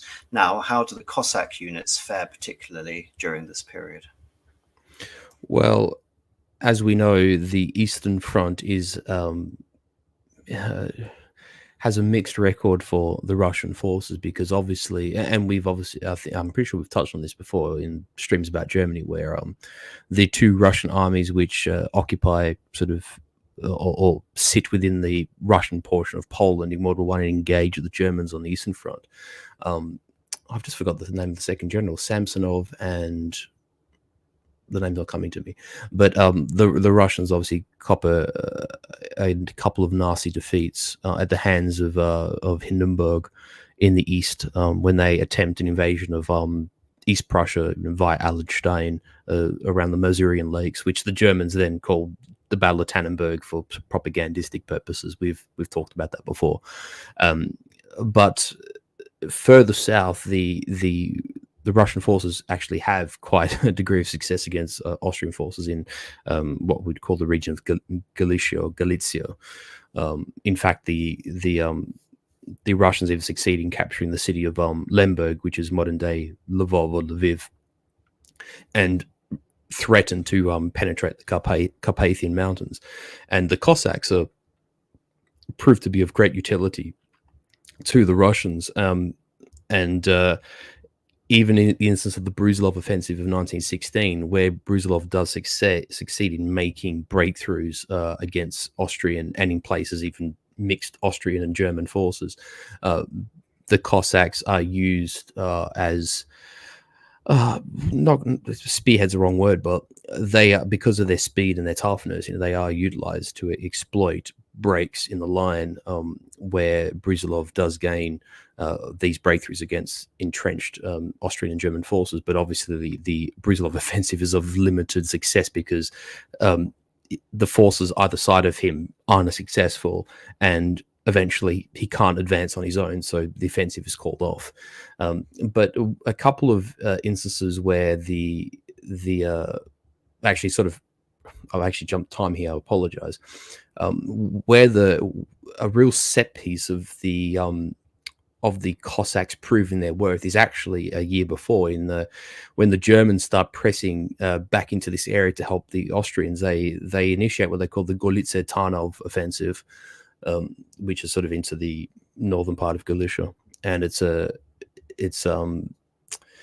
plan that's masterminded and carried out by August von Mackensen and Hans von Seeckt, with assistance obviously from the Austrians from the south.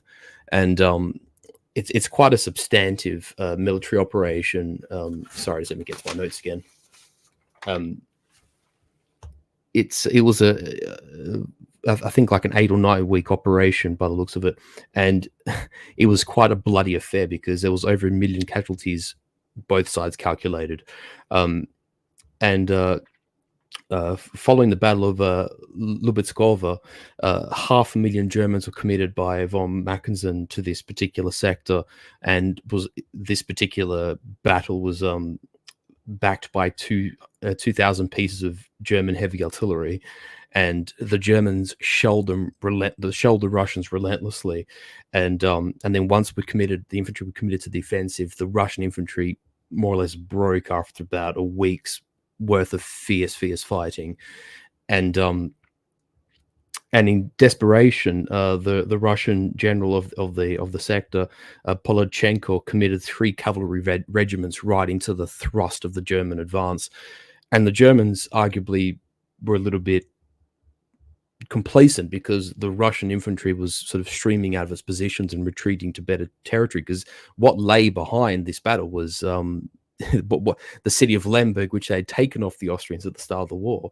And so Polochenko commits these 3 regiments, one which is the Don and Kuban Cossacks, another one is the Kimburn Dragoons, and the other being the Chernigov Hussars, which were sort of individual regiments of cavalry, raised, and were absolutely fit for this purpose, because obviously the Germans were not entrenched, they were not in organized units, and they were chasing a routing enemy, so they just weren't under control, so to speak, of their commanding officers.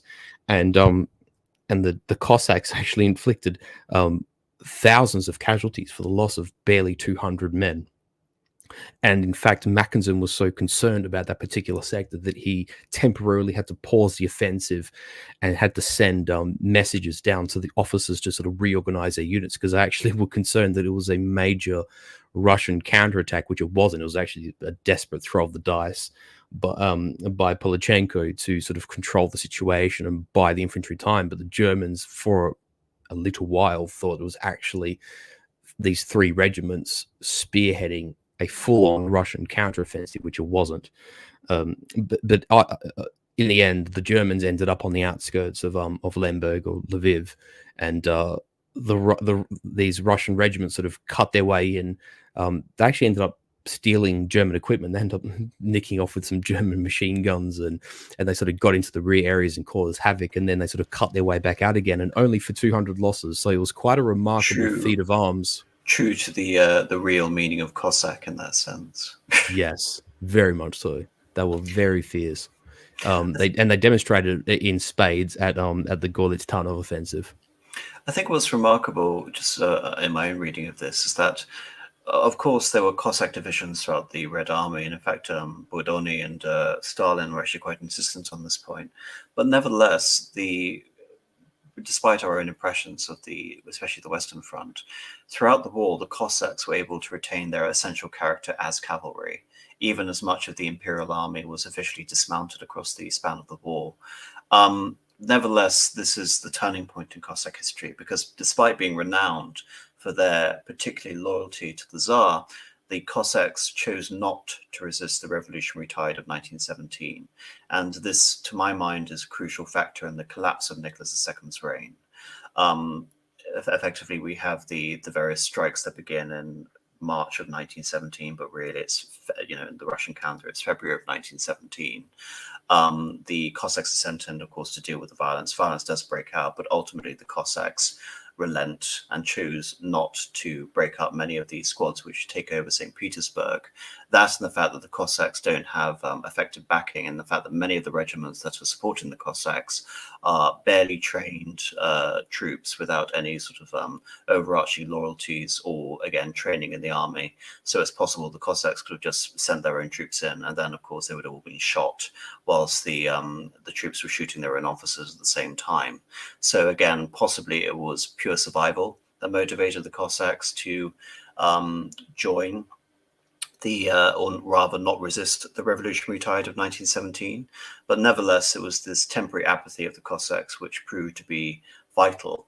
But nevertheless, despite this, after the Bolshevik Revolution in October-November 1917, the Cossacks would form what would later be known as the core of the ASSR, or the Southern Russia Armed Forces, and of course a significant detachment of Kolchak's forces as well. But in the case of the South, formed by Kornilov.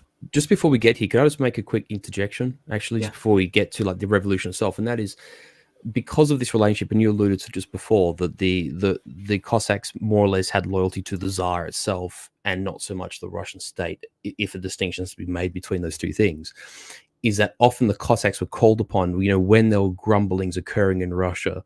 I forget what year was the Petrograd, when they went to the palace with to the Tsar. What year was it? 1905.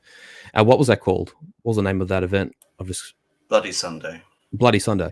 The Cossacks were called upon, to suppress Bloody Sunday whenever there was some kind of an insurrection, and even sort of before they took on a particularly Bolshevik Soviet tone, the Cossacks were called upon time and time and time again, because there was this sort of disassociation between they weren't the regular army, and therefore there was less of a conflict between how soldiers might feel about suppressing their own population. Cossacks were sort of a bit of a group unto themselves. Fast forward to 1917 and 18, and the collapse of the Tsarist regime, and the rise of the Kerensky government and the Mensheviks, etc. This is a big part of why the Cossacks don't intervene, and why the Cossacks do stand aside, because ultimately there sort of came a point where they were being resorted to time and time and time again, and the Cossacks didn't wish to sort of continue that cycle, if I may. But again, just to illustrate it a bit further, of course, well, you mentioned the fact that the Cossacks played a fundamental role in the revolution of 1905. Well, of course, you mentioned the situation in 1917 was different. But that's not to say when they chose essentially to let the revolutionary tide, take over Russia in 1917 in the early stages, that they were on the side of the Republicans. I mean, as should be emphasized, Russia became a republic incidentally. The provisional government didn't want a republic. They wanted either the Tsar's son, Alexei, who wasn't known to have hemophilia, or the Tsar's brother Michael to take up the throne. Neither did, and therefore we entered this political vacuum in which ultimately the social revolutionaries and Kerensky step in. But it's not just the Cossacks. If we look at the ancient royal battalions of the Russian Empire, we look at the Semyonovsky and the Preobrazhensky regiments, they dramatically defect. And not only do they join the revolutionaries, they ultimately join the Petrograd Soviet at the same time. So the Cossacks don't fall as dramatically as other groups within the Russian Empire at the same time. And those kind of units falling away and joining the revolution was of a considerable loss, because not only were those soldiers actually skillful, from a prestige standpoint, to have soldiers of high regard actually turn on you and become the spear tip of the revolutionary forces is it's a devastating blow to as it was for the Tsars, and for the for the government writ large. Never mind the Tsar, but like for the white forces, generally speaking, the turning of those units was in their own way a bit of a catastrophe. So, despite this, by late 1917, it is clear that the Cossacks are going to have to pick a side. The white forces had already attempted a coup before the rise of the communists. They had failed. Now the communists have taken over Petrograd, and they've taken over Moscow. And temporarily they expand in taking over a large section of the country, which hasn't already been occupied by the Germans. Nevertheless, by the beginning of 1918, the Russian Civil War effectively begins as the Soviets begin to implement most of their policies. And of course, it's not just a reaction on the right, but they also have reaction on the left as well, especially by the Green movement as well as the White movement. Nevertheless, the Cossacks, by and large, their leadership go over and join the White, and they are led, the Whites in the south, mainly by Kornilov and Denkin. In particular, we're talking about the atamans of the time. One, Kaledin, was the ataman of the Don Cossack host at this time, and he immediately placed his forces at the disposal of the Whites when the war broke out. And when we're talking about the organization of the Whites, it should be pointed out that the volunteer army, which would essentially be the bedrock of the Denkin army in the south, founded at Novicherkassk, which is the capital of the Don Cossack host in the Don region. After the February Revolution, a Kuban Cossack state was briefly formed, a Rada was briefly formed in Ekaterinodar, electing its own government. And shortly after the Bolshevik Revolution, the council declared its independence and later briefly declared a union with the Hetmanate of Ukraine under the German-aligned Skoropadsky, while a Kuban Soviet Socialist Republic was formed with the support of poorer Cossacks in opposition. So all of this is happening. We're seeing the fallout of the First World War, the Treaty of Brest-Litovsk. We're seeing the passing out of all of the peripheral regions of the Russian Empire into what would briefly be, for 1918, German vassal states. So there is a Ukrainian state, and it is briefly co-opted by the Germans into the Ukrainian Hetmanate, obviously playing off the legacy of the Cossacks. But this is a Ukrainian state, and most partly founded by Galician intellectuals, and backed by them rather than a specific Cossack identity. So the idea as to whether the Kuban Cossacks, and it should be mentioned the Kuban Cossacks were originally the Zaporizhian Sich, they're originally from Ukraine, and their own dialect is very similar to that of the Ukrainian language. There was a huge amount of controversy as to whether the Kubans should believe in a greater Russia, they should join Ukraine, or they should become independent. So this, if anything, dooms the movement from the beginning. When you're divided by pro-imperial, pro-Ukrainian, and pro-Cossack separatist sentiments all at the same time, whilst you're trying to contribute to the White Army campaign led by Denkin and his volunteer army campaign against the Red Army. So in November of 1919, the Kuban movement declares itself independent from the Whites, and the Whites don't take this very well, obviously. They believe this is an ultimate betrayal by the Kuban Cossacks. Even the Kuban Ataman goes against his own Rada, his own council, and facilitates Denkin to crush the Kuban People's Republic, dissolve it, and later reincorporate it into the South Russian military zone, which is what is left of the Russian Empire after the revolution. when we later have, of course, the dissolution of the Don host, the Don host begins to collapse as the Russian Empire collapses. A Don Republic is based in Novocherkassk. This is declared after the whites defeat a Don Soviet Republic.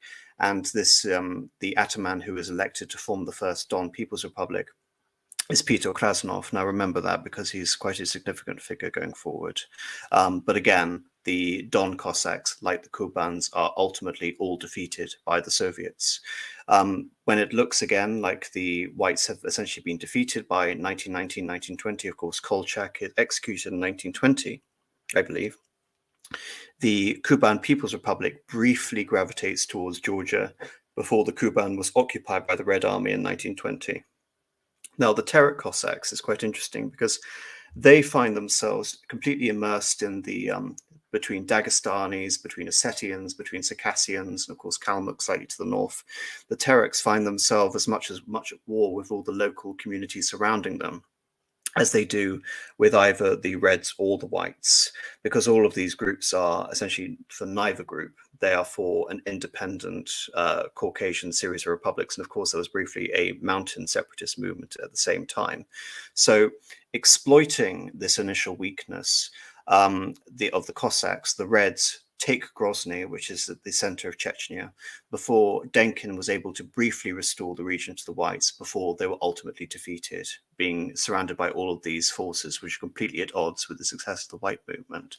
A remnant of the Cossacks joins Peter Wrangel, and they retreat to Crimea before departing ultimately to Turkey and forming one of the largest pro-white emigre movements in Constantinople.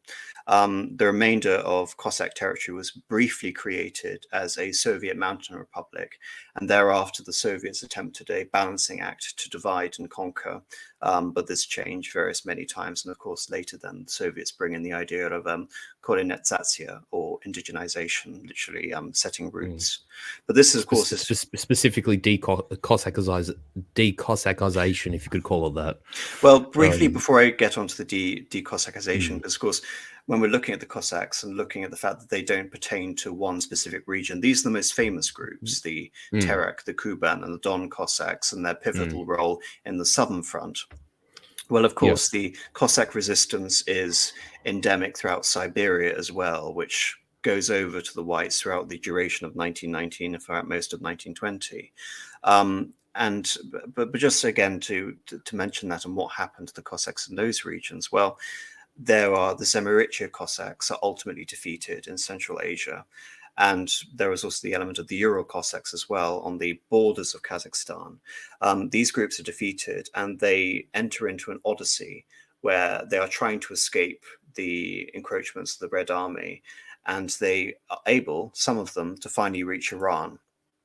But it's a similar situation to the 1812 invasion of Russia by Napoleon, in the sense that of the tens of thousands of Cossacks that try and escape the Red Army from their original homelands in the Ural River and the Zaporizhia province, only hundreds of them actually reach the borders of Iran and later briefly collaborate with the regime of the Qajars before it's replaced by the regime of Reza Shah, who of course is very anti-Soviet in his outlook.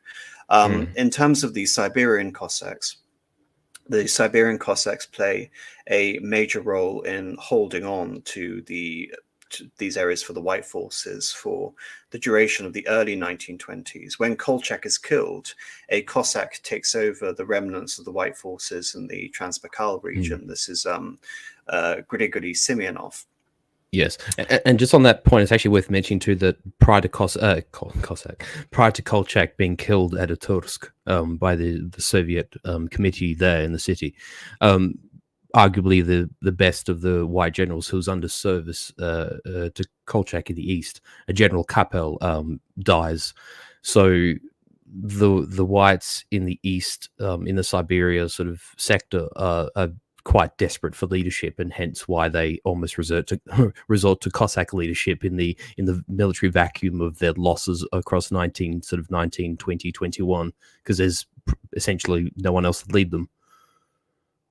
I mean, it is a bit of a sign of desperation for the Russian Mm, imperialists, certainly, that they're being taken over by the ataman of the Trans-Baikal host in this form, in the form of Semyonov. But of course, Semyonov was notorious as being nothing better than a bandit, effectively, again living up to the true Cossack name. So his brief indeed. command in Siberia.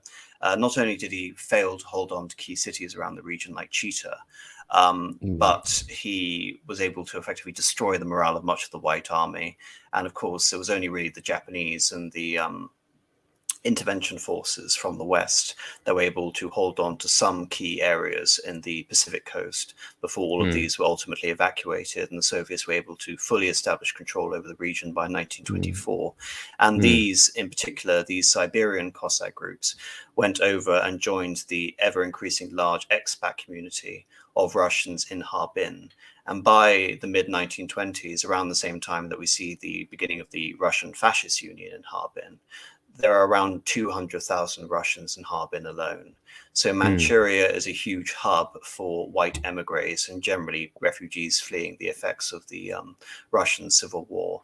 And like we see with the various emigre movements who are now pushing through and establishing communities in the West, whether it be in Constantinople, whether it be mm, Prague, Paris, or ultimately Berlin, there is a mhm, significant white emigre and Cossack movement which has been mm. established in Manchuria. And a number of Cossacks shall say of poor means actually took to settlement in Canada, in the United States, and even in Australia, and people of in those countries who have, dare I say, Russian sounding surnames, um, are actually descendants of those in the New World that fled from places like Vladivostok, and evacuated via the east and found themselves in the New World, are most likely to be descendants of those people, because there's even instance of records here, and they primarily went to, say, Queensland, New South Wales, South Australia, and Western Australia, where they would, because the land was literally being given away, they would take up settlement and in the New World, and establish a new life where they could, because once they were fleeing from Vladivostok and from the east, these were quite literally desperate people, escaping what would more or less be certain death at the hands of the Soviets. And just to mention on the idea of certain death at the hand of the Soviets, this is where we really get into the period of decossacization, Mhm. because the Just before we touch on this, can I just touch on some of the military successes of the whites, with the assistance of the Cossacks, very yes, briefly? of the Cossacks specifically, absolutely, yes. Go Yeah, ahead. so obviously the larger concentration of Cossacks were under the command of Denikin and Wrangel in the south, and obviously Kolchak in the east. And throughout a good part of 1919 and the early part of 1920, I mean, it was not a foregone conclusion. The the revolutionary war in Russia was very much a case of it still being up in the air. And although the Soviets controlled the sort of the Russian industrial heartland, because of the policies of the Soviets, much of the peasant countryside was alienated by the authorities, and some of the means that the central government um, uh, uh, sort of resorted to in order to feed, because basically their first priority was A, to feed the nascent Red Army, and then B, to sort of feed the factory workers, because it was in factories in this Russian homeland where, because the Soviets were getting very little in the way of outside assistance, aside from, you know I think a little bit of aid was coming through via Sweden, if I'm not mistaken, but more or less they were sort of producing their own armaments and ammunition, etc. And and so the Soviets were in a difficult position themselves. But I mean, for instance, under the white forces in the south, there was one, Peter Krasnov, who I believe was under the command of Denikin, who initiated what they call the Voronezh Porovino offensive, or the operation, and with 70,000 troops, managed to, although it was a defeat for the White Army, they managed to stymie the Soviet attack to the south, because this is at the start of 1919 when the whites really hadn't got their sort of got their disposition sorted out, and Krasnov, in order to buy time for the southern forces to sort of coalesce and come together, managed to stymie the attack of the I think it was the 8th and 9th Red Army groups, which attacked via the sort of along that Don Volga sort of conglomeration of the two rivers there. But once the South had got their sort of forces sorted out, I mean, the forces under Wrangel and Denikin initiated what they call the Northern Caucasus operation, which absolutely demolished what was the 11th Army, which was the Trans-Caucasus Army of the Red Army Group, which was sort of situated around modern-day Georgia and Azerbaijan and Armenia, and even though they'd suffered a setback in the north, holding that defensive position against the Central Red Army forces, the Cossacks, because obviously they were on horseback, they could be deployed quite swiftly. It was the Cossacks who then turned south, and this 11th Army, because it was cut off from sort of Russia proper, was suffering. I think it was typhus or a pretty crippling disease had really torn a hole through the 11th Army. But despite that, the Cossacks themselves were short on supplies and were attacking a force outnumbered 3-1.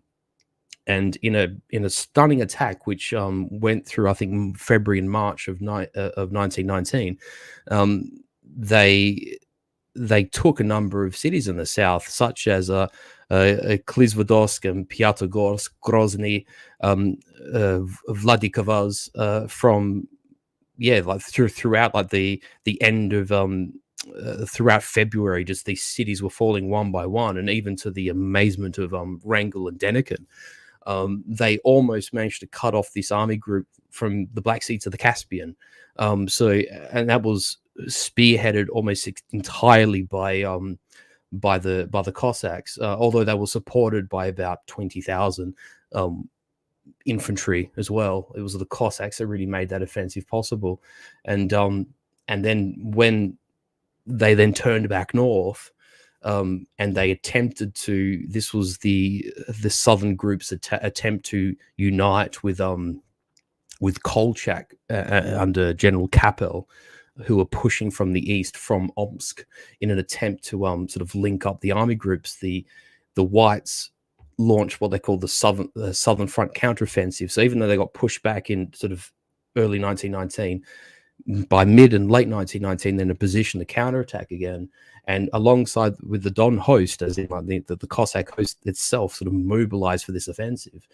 Denikin is managed to rally about 150,000 men, just short of 150,000 men, and they defeat a Soviet sort of army group of 200,000, just short of 200,000.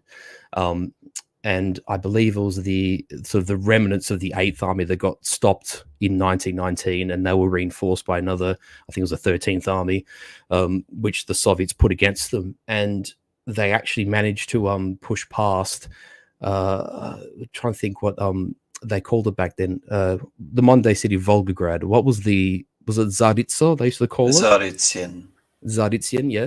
And they captured a lot of these cities back off the Reds in that sort of Don Volga basin. But eventually is with the advance on Moscow, which then took place after that offensive, the push on Moscow is sort of it's the launching of the offensive is July 3 or July 2, first week of July, but I think it's a July 2nd or 3rd. And it's an offensive that's carried out all the way till November 1919, and they score a number of initial successes because the whites are being supported from the west. The French are sending equipment, the British are sending equipment, the Americans are sending supplies, and of course with Kapel and Kolchak putting pressure from the east, the Soviets are trying to sort of disperse forces everywhere to sort of defend this Russian heartland, but ultimately this offensive that Denikin and Wrangel try to send north to try and hit Moscow from the south and try and link up with Kolchak just doesn't work out. They just run out of steam, and eventually, just as the Soviets gather strength and they counterattack, eventually, as we sort of know and we've discussed on other streams, kind of here and there, but Kolchak is pushed back. His government is forced to evacuate Omsk, which is how he sort of ends up getting killed in Utursk. Kapel dies of I think he dies of life frostbite and exposure, because he basically leads the army on horseback, and they sort of retreat eastwards along Siberia. And then Denikin and Wrangel ends up being pushed south. They get pushed out of the Donbass. They get pushed out of the Kuban region. Eventually, they evacuate to Crimea, and the Cossacks lose control of their homeland, and their ability to overcome the Red Revolution is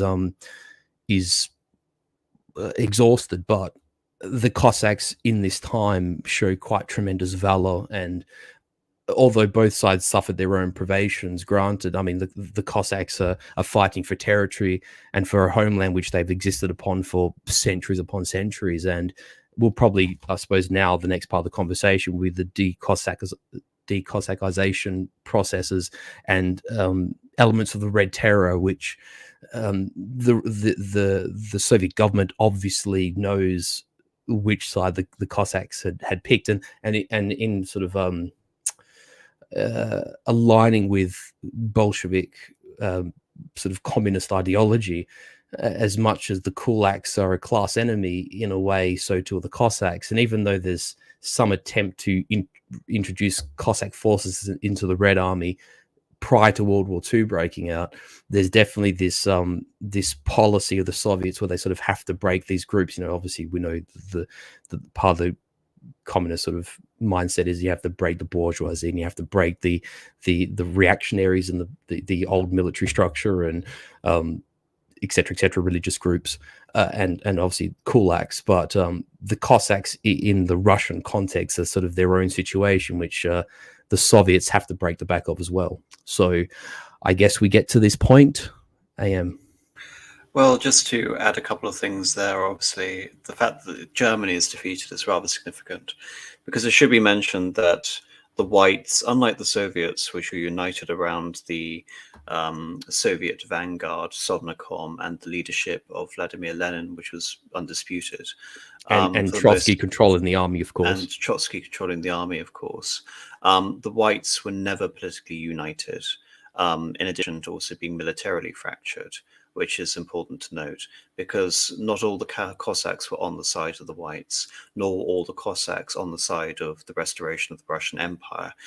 Adding the Germans into the mix, and why it's significant that they ultimately surrendered in the autumn of 1918, is the fact that the Germans had established temporarily a series of would-be puppet regimes in the Baltic states, establishing the first major independent Ukrainian state in the Hetmanate, but also encouraging separatist movements throughout the Caucasus, so that primarily Germany will be able to link their newfound puppet state in Ukraine with the Grozny and Baku oil fields in the Caucasus, and of course, who were en route to access to these invaluable resources for Germany, the Cossacks. So invariably, the Germans at this point of view supported the idea of creating a independent state in the Don and in the Kuban and in the Terek regions around Grozny, Chechnya, and Dagestan. So it'll be interesting to see how the Germans been able to hold out longer in the war, what the ultimate effect on the white cause would have been, whether ultimately it would have just been the conglomeration of all of these states under a German aegis as opposed to a white Russian imperial monarchist force. And this ultimately is the quandary which the Cossacks find themselves during this time, is that they are not united on the same. They are not united as to whether to support a united Russia, and again, even who would lead that Russia, because many of the Cossacks do defect and they do join the Soviets. And as we saw, right at the height of the Denkin-Wrangel offensive in October and November of 1919, the Kuban Cossacks decide to declare their own independence. And even then, there's a huge amount of antipathy regarding whether we also join Ukraine as well and try and bolster our position. So to my mind, all of these varying interests from 1919 to 1920 made, again, I wouldn't hate to say inevitable, Mm. but definitely hampered Yeah, the success of any viable movement. And it's also interesting to think indeed. that had the Cossacks actually pushed for more rights, more territorial autonomy, whether they would have found themselves in a much more powerful position at the end of the war, or whether they Mm. would have been dealt a similar defeat, like the Reds were able to defeat them, because again, it's in both the interests of a centralized white imperial government and a centralized red socialist government Mm. to abolish ultimately what were separatist Cossack Mm. elements, which in both cases, in both the First World War and the Second World War, the Germans would play into that angle in order to emphasize their own gains in Yeah. the Caucasus regions, in Grozny and in Baku. Exactly, and just two quick points on that is, just for the sake of the audience who don't know this, is that in fact the once the revolution had started, it was the Reds who did sign a treaty with the Germans. In fact, the Treaty of Brest-Litovsk of 1917, and the concessions of the Treaty of Brest-Litovsk were extensive. The Germans gained control over the Baltic states. They gained control over the western portion of White Russia, or Belorussia, and over considerable tracts of western and even central Ukraine, which the Germans had sort of earmarked as, with the continuation of the war against the Western powers of the Entente Cordiale of Britain and France, and obviously by that point America had joined as well, in Italy and Greece and a couple of other countries, that they were going to draw upon this as a breadbasket and as a territory that was sort of rich in resources that the Germans lacked. And so the proximity of what would have been German forces to the whites bears consideration, because, I mean, obviously they were close, to the, and even though they'd signed a treaty with the Reds, I mean, obviously the Germans would have had a cause of not wanting the revolution to probably succeed. And so you're quite right in that the proximity of the Germans to these particularly this group of the whites here in the southern white forces under Denick and Wrangel, were very close to that what was that German frontier at that point. And the second thing I just want to quickly touch on is that what you say about the breakaway sort of regions and peoples is not without sort of just cause, because one of the reasons that the whites did lack cohesion and where they did bleed support was that a lot of the white leadership, as disjointed as it was, and as much as they didn't have like a shared vision of the way forward, and Well, George, just to point out, in the summer of 1918, the Tsar and his family are executed in Ekaterinburg, and yes, it correct. takes the House of Romanov, just the House of Romanov, 6 years to organize an undisputed head of the Russian imperial family in exile, and this is Kirill Vladimirovich. And of course, he would later give birth to Vladimir, who was the undisputed Tsar in exile up until the 1990s. But nevertheless, Yeah. throughout the crucial period of 1918 until 1924, the Imperial Russian House was without effective leadership, and the white forces didn't have a fundamental ideological cohesion. Many of them were disaffected elements of the more liberal-minded revolutionaries. The more radical revolutionaries, of course, joined the Green Movement, but nevertheless, we're talking about anti-Bolshevik democratic elements, pro-Orthodox elements, pro-Cossack separatist elements, all bandied together in the opposition of Marxism-Leninism. But ultimately, opposition to isn't enough when we're talking about all of these groups that ultimately need something like a Tsar to build ultimate cohesion. And in that sense, Kolchak never exercised the same authority, say, for example, that Lenin did. Correct. But again, nevertheless, in spite of all of this, and you can say despite the doomed campaign of the Cossacks, especially from 1920 onwards, Sorry, just the second point, AM, very briefly, that they alienated other powers and stuff. So, like, for instance, if the whites had a slightly less rigid view of things, that they could have perhaps treated with the Finns, they could have come to an agreement with the Baltic peoples, the Estonians, the Latvians, and what have you. But many of these whites, even though the white leadership didn't have a unified or a cohesive view of what would come after they suppressed the Red Revolution, the one thing they shared in common was that we are going to sort of reimpose a Russian state as was, and certainly from a geographical standpoint, that we're going to reimpose authority on places such as Finland and on the Baltic states, and that does alienate people who would otherwise have been allied to the cause or against the Bolsheviks, would lean them more towards antipathy or neutrality. That's the other thing I wanted to Yes, say. yes, but the case of the Cossacks is more complicated than say something that's Absolutely, yes, resoundingly, obviously pro-independence, like yes, yes, yeah, the Finnish totally, movement, which had already been well yeah, established. But yeah. nevertheless, by 1920, the effective Cossack resistance, in particular the resistance in the Don and the Kuban regions, where the Cossacks were the most fierce opponents to the Soviets, it basically created the equivalent of a Soviet Vendée. And the Soviets responded with the Red Terror aimed at white Cossacks. As the Soviets began to retake Don territory from the Cossacks in late 1919, Cheka agents eliminated stanitsa atamans, decapitating the Cossack leadership. Special troikas were responsible for the elimination of thousands of Cossacks whenever a major territory, such as the Crimea, was retaken. The stanitsas themselves were often targeted and removed, with their populations being deported. Between 1919 and 1920, roughly 300,000 Cossacks were displaced out of a total population of 3 million, though the number of deaths from decossacization is contested, from around 10,000 to as many as 100,000. A considerable part of the Tereks were relocated to Ukraine, while the semi-Eritrea were moved to northern Siberia, those that hadn't already escaped to Persia. Often decossacization took the form of land redistribution, from the elite Cossacks to the pro-Soviet Cossacks and the outlander populations, the ones who had previously been hostile to the Cossacks, and vice versa.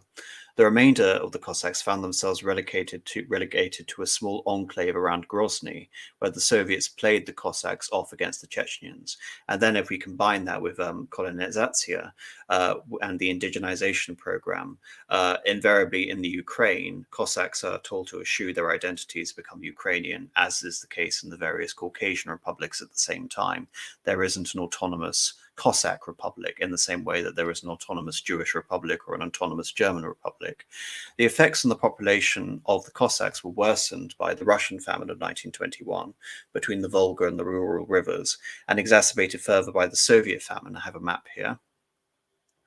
The red areas indicate up to 25% depletion, and even though it's in Russian, the scale of the colors and intensity indicates the scale of the population that was wiped out during the Soviet famine of 1930 to 33, but with the most intense period from 1932 to 1933. And a large part of this, as you can see, happened in the former Cossack heartlands of the Volga and the northern Caucasus and the Kuban region. And this also coincided with the agrarian collectivization program of Stalin and the policy of dekulakization. And this resulted in some 7 million deaths, of whom a significant segment were Cossacks. It's also worth noticing here too that there's a massive concentration along the main rivers here. So you have the Dnieper here, which is right in the center of the picture, and also to the right along the Don, the Volga, where there was a correspondingly more population, because obviously river systems prior to the modern age are important, and there are a lot of settlements in these areas. And so consequently, you can see on the map here, there's a proportionally bigger dent into the population in terms of the victims of the famine along these river systems. That's all I was going to say. Yes, and just how this pertains specifically, obviously, many of the Ukrainian Cossacks had already been evicted, so the actual effects on central Ukraine were less severe for the Cossack populations than, say, for example, this red splodge we see around the Don region and the Kuban region here. But both famines have been claimed, both the 1921 famine and the 1933-3 famine have both been claimed as, again, more or less definite instances of engineering. On the one hand, you have the policies which flow from the incompetence and, of course, the inevitable results of dekulakization and the political implications of collectivization, and, of course, the constant terror revolving around communist officials constantly overstating quotas and demanding more and more food. But nevertheless, there is an element to deliberate engineering to both of these instances. And the effect of the Cossack population in particular is that by the end of the 1930s, while the Cossacks still existed in some form or another, their leadership was gone and been mainly in exile. Their population was decimated, and their secessionist attempts had been thwarted. And of course, orthodoxy, their religion, had been suppressed. And this, of course, has to be put in the context of the fact that the Cossacks were almost uniquely prejudiced against by especially the late 20s, early 30s communists, who had followed a pattern of empowering supposedly local groups on the ground, such as the Georgian republics and the Ukrainians and the Jews and the Germans, but not the Cossacks. It's worth just taking note very briefly that just to get an idea of how ghastly this experience would have been for the people, and how draconian's almost too short of a word for this, but when Soviet trucks were being driven into towns and settlements and were having grain loaded onto them to take back to Moscow and to the larger urban centers, it was punishable that peasants who would follow the trucks to pick up grain, which the trucks inadvertently dropped out of the wheat bags, peasants were shot and killed for picking up loose grains from the roadside when their own grain was trucked away. That is the measure to which the government treated these people, and that should not be, forgotten. And just the second thing, just for those who are looking at this map and might be curious why there's some blank provinces. Just to the south, that southern portion, which is on the coast, which is part of Ukraine today, that was a part of Romania. And the most westernmost provinces of what is today's Ukraine are not coloured because that was a part of the Polish state up until 1939. So just to reference that. Yes, this map rather infuriatingly doesn't correspond to 1932 borders. It corresponds to 1945 borders, just to make it more confusing. Yeah. But nevertheless, just in case people didn't know, that's all. Yes, but yeah, that's an important point though to bring up, Marcus. Essentially, where you see colour, that is Soviet jurisdiction. Anyway.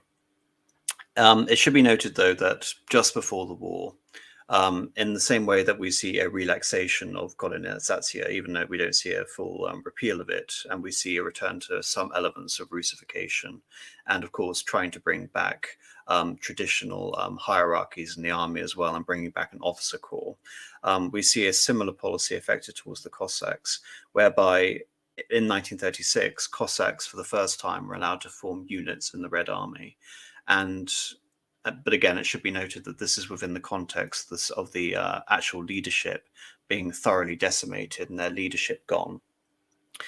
Just prior to the Second World War, Cossack regiments were given the right to wear their traditional Cossack dress for ceremonial functions. So they were allowed to espouse an element of Cossack identity in the most, again, superficial way. When Germans invaded the Soviet Union in 1941, the majority of peasant Cossack forces remained loyal to the Soviet Union. Nevertheless, throughout this time, as we mentioned, there are these large emigre movements spread throughout Europe and, of course, throughout Asia. And before we get to the culmination of the German war effort, it should be noted that there are many sort of Cossack circles, especially Cossack separatist circles in Paris and in Prague. They often conflict with other white emigre movements. Some of them are just generally anti-Bolshevik. Some of them are pro-monarchist. Many, as Marcus has mentioned, were pro the complete reunification of all the territories and the restoration of the Russian Empire. Some others were pro-Cossack separatism. Invariably, Cossack separatism was more popular among Cossack elites than it was among the actual atamans who found themselves in exile, such as Peter Krasnov. Peter Krasnov is probably the most significant of all these figures in the West. By 1937, he had established a reputation as a leading white emigre in Paris. He had become a historian and a novelist. He had written The Double Eagle to Red Flag and Behind the Thistle.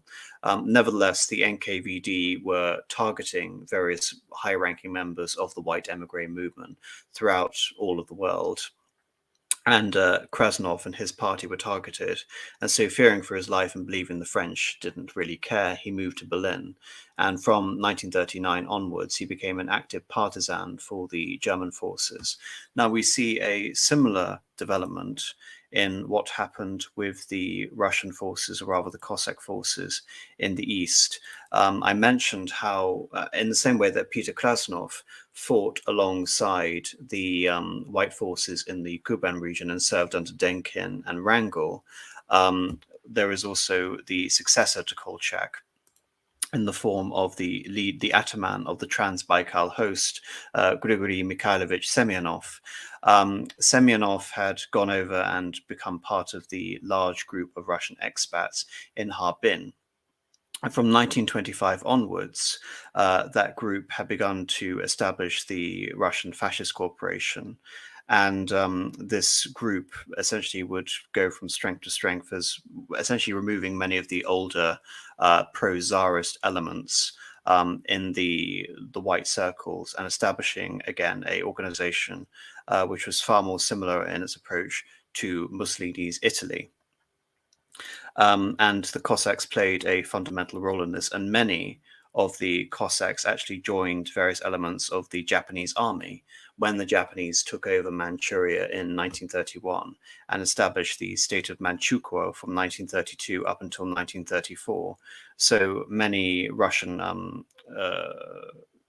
white forces and Cossacks actually found themselves as part of the detachment of the Kwangtung army and serving in various capacities in the Japanese military intelligence forces as well.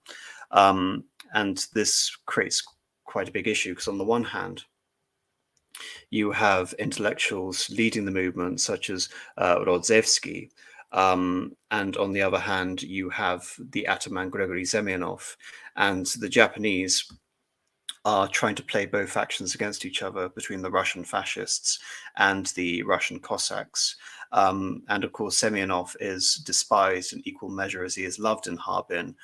On the one hand, for actually having led the white forces after the death of Kolchak, but on the other, because he's responsible primarily, or blamed primarily, for their defeat. And the Japanese ultimately sided with the Cossacks under Ataman Grigory Semyonov and gave him command over all Russian Cossack forces as a form of detachment of the Kwangtung army.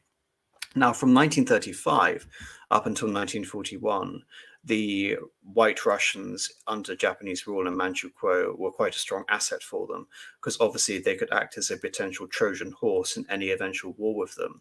And from 1935 until 1941, it actually looked pretty likely that there would be a war between Japan and the Soviet Union. However, when you have the first major tank engagements in 1940, when the Japanese are defeated by Zhukov, the Japanese begin to dramatically change their policy. And by April of 1941, they have signed an agreement with the Soviets, a non-aggression agreement. And unlike that of the Molotov-Ribbentrop Pact, it is far more successful. Consequently, what had been an asset for the Japanese now has become a liability, because the existence of anti-Soviet white Russian agents in Japan would do nothing more than give the Soviets an excuse to attack. So the Japanese didn't exactly disown the white Russian and Cossack elements in Manchukuo, but they kept their distance. And of course, when the Japanese administration was disestablished and the Russians invaded and took over Manchukuo in August of 1945, those who had been part of the Russian fascist movement or the Kwangtung army, such as Semyonov or Rodzewski, were taken to Russia, and they were hanged in 1946. Now, in terms of what happened on the Western Front to the Cossack movements, Marcus, you here? Hello? Sorry, yes, I am. Yes. Anything just to comment on the fate of the Manchurian Cossacks? No, you know more than I do, so I'm happy to go along with what you've said, because it's more or less sort of it's about the maximum extent of my knowledge of the Manchurian Cossacks. So I have nothing more to add to that. All right, so we're going on to Dmitry Krasnov and what happened in the West, because Dmitry Krasnov, very early on, already he's living in Berlin from 1939 until 1941, and he's also alongside other prominent Cossack emigres, such as Andrei Zhikuro. And by 1941, when upon hearing the Soviet invasion on the 22nd of June 1941, he completely supports the invasion to, again, ostensibly in his words, to eliminate the Judeo-Bolshevik conspiracy which is controlling the Russian state. He's not a Cossack separatist, but he's very much in favor of the German army dismantling and destroying the Bolshevik government. Again, supposedly in Krasnov's mind, that the Soviets would restore a form of rightist Russian government and not just use it as an excuse for colonization. Nevertheless, this isn't the view shared by the Germans. But by 1942, more or less, I mean, there are elements, for example, when the Germans are expanding eastwards, there are Cossack regiments that are defecting to the Germans en masse. But up until 1942, it hadn't very much affected the German policy towards the Cossacks, which had been one of ambivalence, if not hostility. Peter Krasnov was given the opportunity to give quite a few anti-Russian speeches over on the radio and communicate with a lot of Baltic German emigres. But beyond that, the Cossacks had very little in terms of a formal role until 1942, when Alfred Rosenberg began listening to the ideas of some of the more radical segments of the Cossack separatists that had grown in the aftermath of the failure of the Kuban People's Republic to create this idea of a Kosakia. And the reasoning for this was argued because, of course, the Germans were anti-Slavic under the Nazi regime. It had to be argued that the Cossacks were Aryan, and so a new revisionist history was argued that they were, in fact, the descendants of the Crimean Goths to justify the existence of a Cossack state in the Don and the Kuban regions, a new state of Kosakia. Now, Peter Krasnov opposed the idea completely because he was a pro-Tsarist and believed in the full restoration of the Russian Empire. Nevertheless, the Germans were in charge of the operation and they could do very little about it in terms of actually opposing this idea. So as the Germans began occupying vast swathes of this territory, they reached the Caucasus. They occupy Krasnodar Kral and the Kuban region, and they reached this in the context of Case Blue. Yes, in and Case the attack Blue and in the summer Stalingrad campaign in Caucasus. 1942, and of course reaching Stalingrad, whereby they actually occupy a vast segment of the Cossack regions, and many Cossacks do go over and join the Germans in the event of Stalingrad. Nevertheless, Stalingrad doesn't go well for the Germans. The Sixth Army is encircled and destroyed in Operation Uranus, and following, a large number of Germans evacuate the region along with all the Cossack regiments that have basically been defected. Now, what was left of the main Cossack detachments were put under German command under von Panwitz, and they weren't sent to fight against the Soviets. They were instead sent to fight. This was the first Cossack division made up of the Don, the Terek, and the Kuban Cossacks under Panwitz and Krasnov. They were sent off to fight Tito's partisans in Yugoslavia, and they ultimately were, I believe, in the beginning of 1945, incorporated into the SS. And again, just to illustrate the complexity of understanding Cossack nationalism, when Peter Krasnov in particular was given the opportunity to serve under Andrei Vlajov, who was a Soviet army defector who had created the Russian Liberation Movement, which was basically a German-backed collaborationist organization, anti-Soviet organization. He basically refused, believing that Vlajov was nothing more than an opportunistic former communist.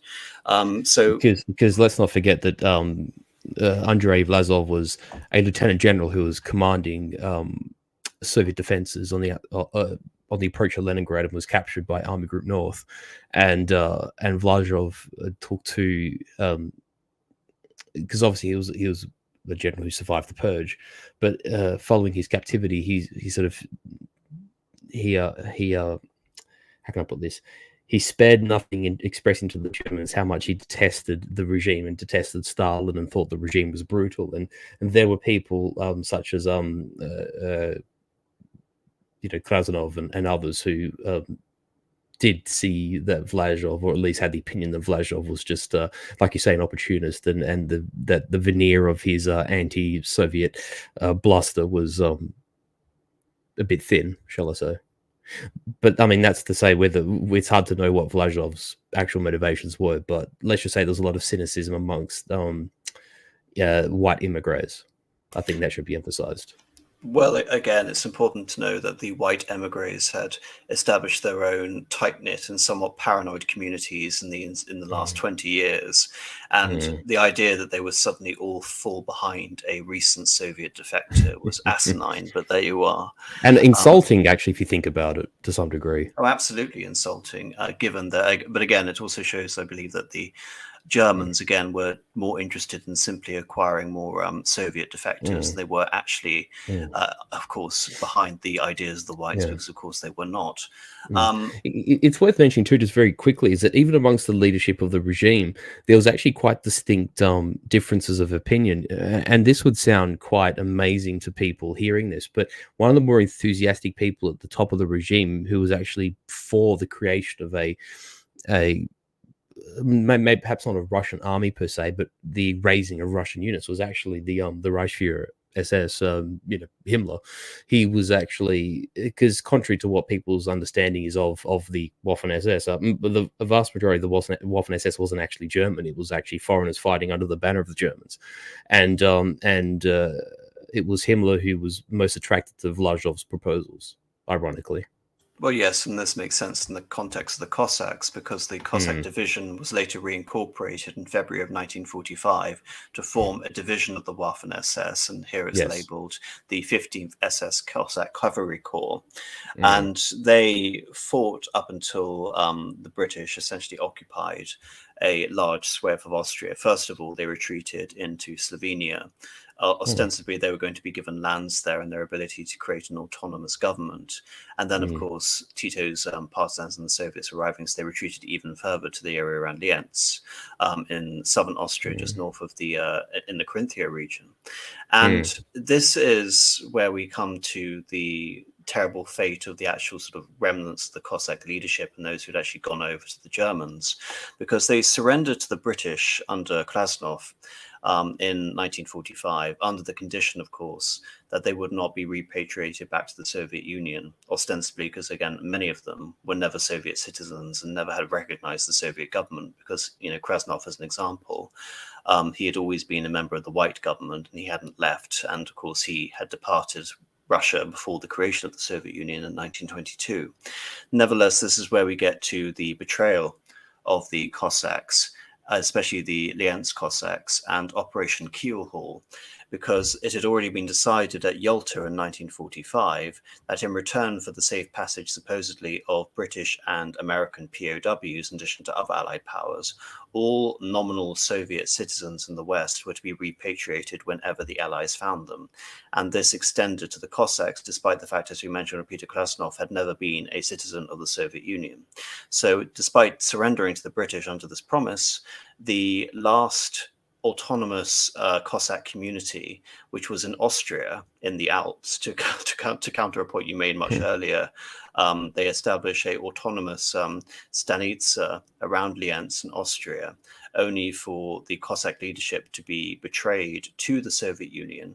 Many committed suicide, almost knowing their certain fate. And those that didn't commit suicide were taken to the Soviet Union, and Peter Krasnov and his group were executed in 1947.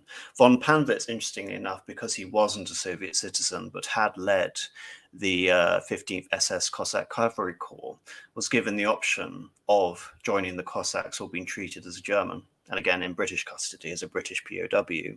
And he actually opted to join his comrades in the Cossack battalion and share in their fate, so he was executed alongside Peter Krasnov in 1947.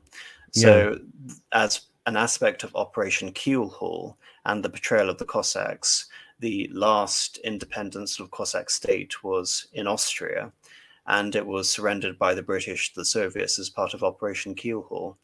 And of course, as I previously mentioned, the Soviets had already rounded up and eliminated the white opposition in Harbin, which had been harbored by the Japanese in Manchukuo since 1931. So on both sides, the Soviets were repatriating Cossacks who had, again, resisted them up until this point, and executing various white emigres. That's not to say, again, despite the terrible fate of Peter Krasnov in particular and his band of Cossacks, that the larger section of the Cossacks didn't go over and fight with the Soviets. In fact, they were crucial in terms of the original defense of Moscow, and Cossack regiments were beside the Soviets, and of course there were Cossack regiments celebrating in Moscow during the victory celebrations in the aftermath of the Second World War. So Cossacks were fighting on both sides, but this is simply the most extreme example of what happened to the Cossacks who joined the other side. Yeah. And also, let's keep in mind the proportion of it too. I mean, it wasn't just a couple hundred or a few thousand were sent over. I believe the total number was something in the order of 20 or 22,000 or 22,500. No, it's worse than that. 50,000. No. I mean the Lienz incident specifically. Oh yes, and Lienz specifically about 20,000. But it's also important to note that this, but over 50,000 were handed over collectively. Cossacks, yes, collectively over 50,000 Cossacks were handed over, and this, it should be mentioned, didn't just apply to combatants. This also applied to women and children as well, who had accompanied the Cossacks on their great trek throughout Yugoslavia, away from the Kuban region up until their Stanitsa at the ends. And also, just to bring it into a proportion too, or to sort of consider the scale of the losses that the Cossacks had suffered, as you might say, they joined the cause of the Germans or fought alongside the Germans. In 1941, 70,000 Cossacks had defected from the Red Army to the Wehrmacht, and another 50,000 had joined them by the end of 1942. So, despite the fact that 120,000, or so, there's actually figures as obviously even seen as high as 150,000 and beyond, but they did actually, per their Cossack traditions, fight with considerable ferocity. And you got to think they fought all the way from the Don Volga, basin, all the way to Lienz, and in this consistent fighting retreat. And to the extent where at Lienz, 22,500 surrender and about 50,000 are turned over to the Soviets overall. So the attrition that they suffered at the hands of being constantly fighting is demonstrated in the casualty statistics. It's interesting, though, that the idea of Cossacia has actually sort of featured beyond this, the idea of setting up an independent Cossack state, often as a way to try and, again, think of ways of dismantling the Soviet Union during this time. But when the Soviet Union was dismantled, the Cossacks were the first ones to really sort of gain a semblance of autonomy, even though this movement had been growing during the era of glasnost and perestroika post 1985, when Gorbachev came to power. But again, interestingly, in continuation with the white emigre movement, the atamans themselves and the leadership that survived effectively renounced any sort of idea of separatism in the 1990s and decidedly became pro-Russian. And really, I think it's since 1990 and throughout the 20th century that the Kubans in particular have eschewed the idea, despite their own dialect, which is Balashka. It literally means to speak or to chat, which again has closer connections with Ukrainian than it does with Russian.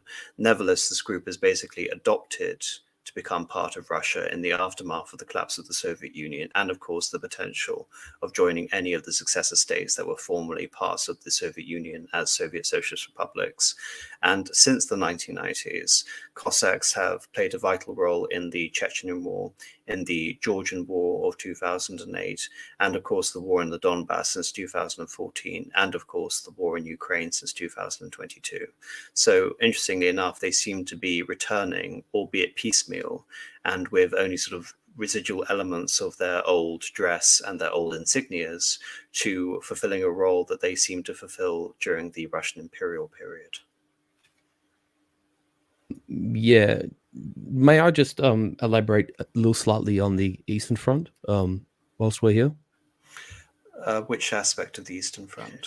Well, insofar that, just to sort of put some numbers around this, that Barbarossa, by the end of 1941, the Germans taken 5.7 million prisoners. So the fact that the by the end of the first year, or by the end of 1941, the 70,000 had joined, and then with Case Blue, the Germans pushed towards Voronezh and Stalingrad and move into the Caucasus. Another 50,000 defect. You're talking 120 odd thousand defectors, I suppose, including women and children and families who travelled with them, in the context of near 6 million captured Soviet troops in the first sort of calendar year of the war. Is just some of those numbers are quite significant, but also that what is intriguing is that it was only when the reality of the situation on the Eastern Front really made its way to the top of the Nazi hierarchy that they sort of understood the utility of perhaps raising auxiliary units, of Russian people who did not like the Soviet state and the government and had their gripes with Stalin and the regime and what have you. Is that prior to the raising, because this is the odd thing with like the Wehrmacht and the SS, is that in a combat context they are kind of parallel fighting essentially armies with under the control of that fight for Germany and sort of under the command of the army, but they're sort of two separate structures almost. And that you have them. The SS actually made a point of raising two units. I think in 1943 they raised the 29th and the 30th SS Grenadier divisions, which were part of the RONA, the Russian Liberation Army, as we've termed it.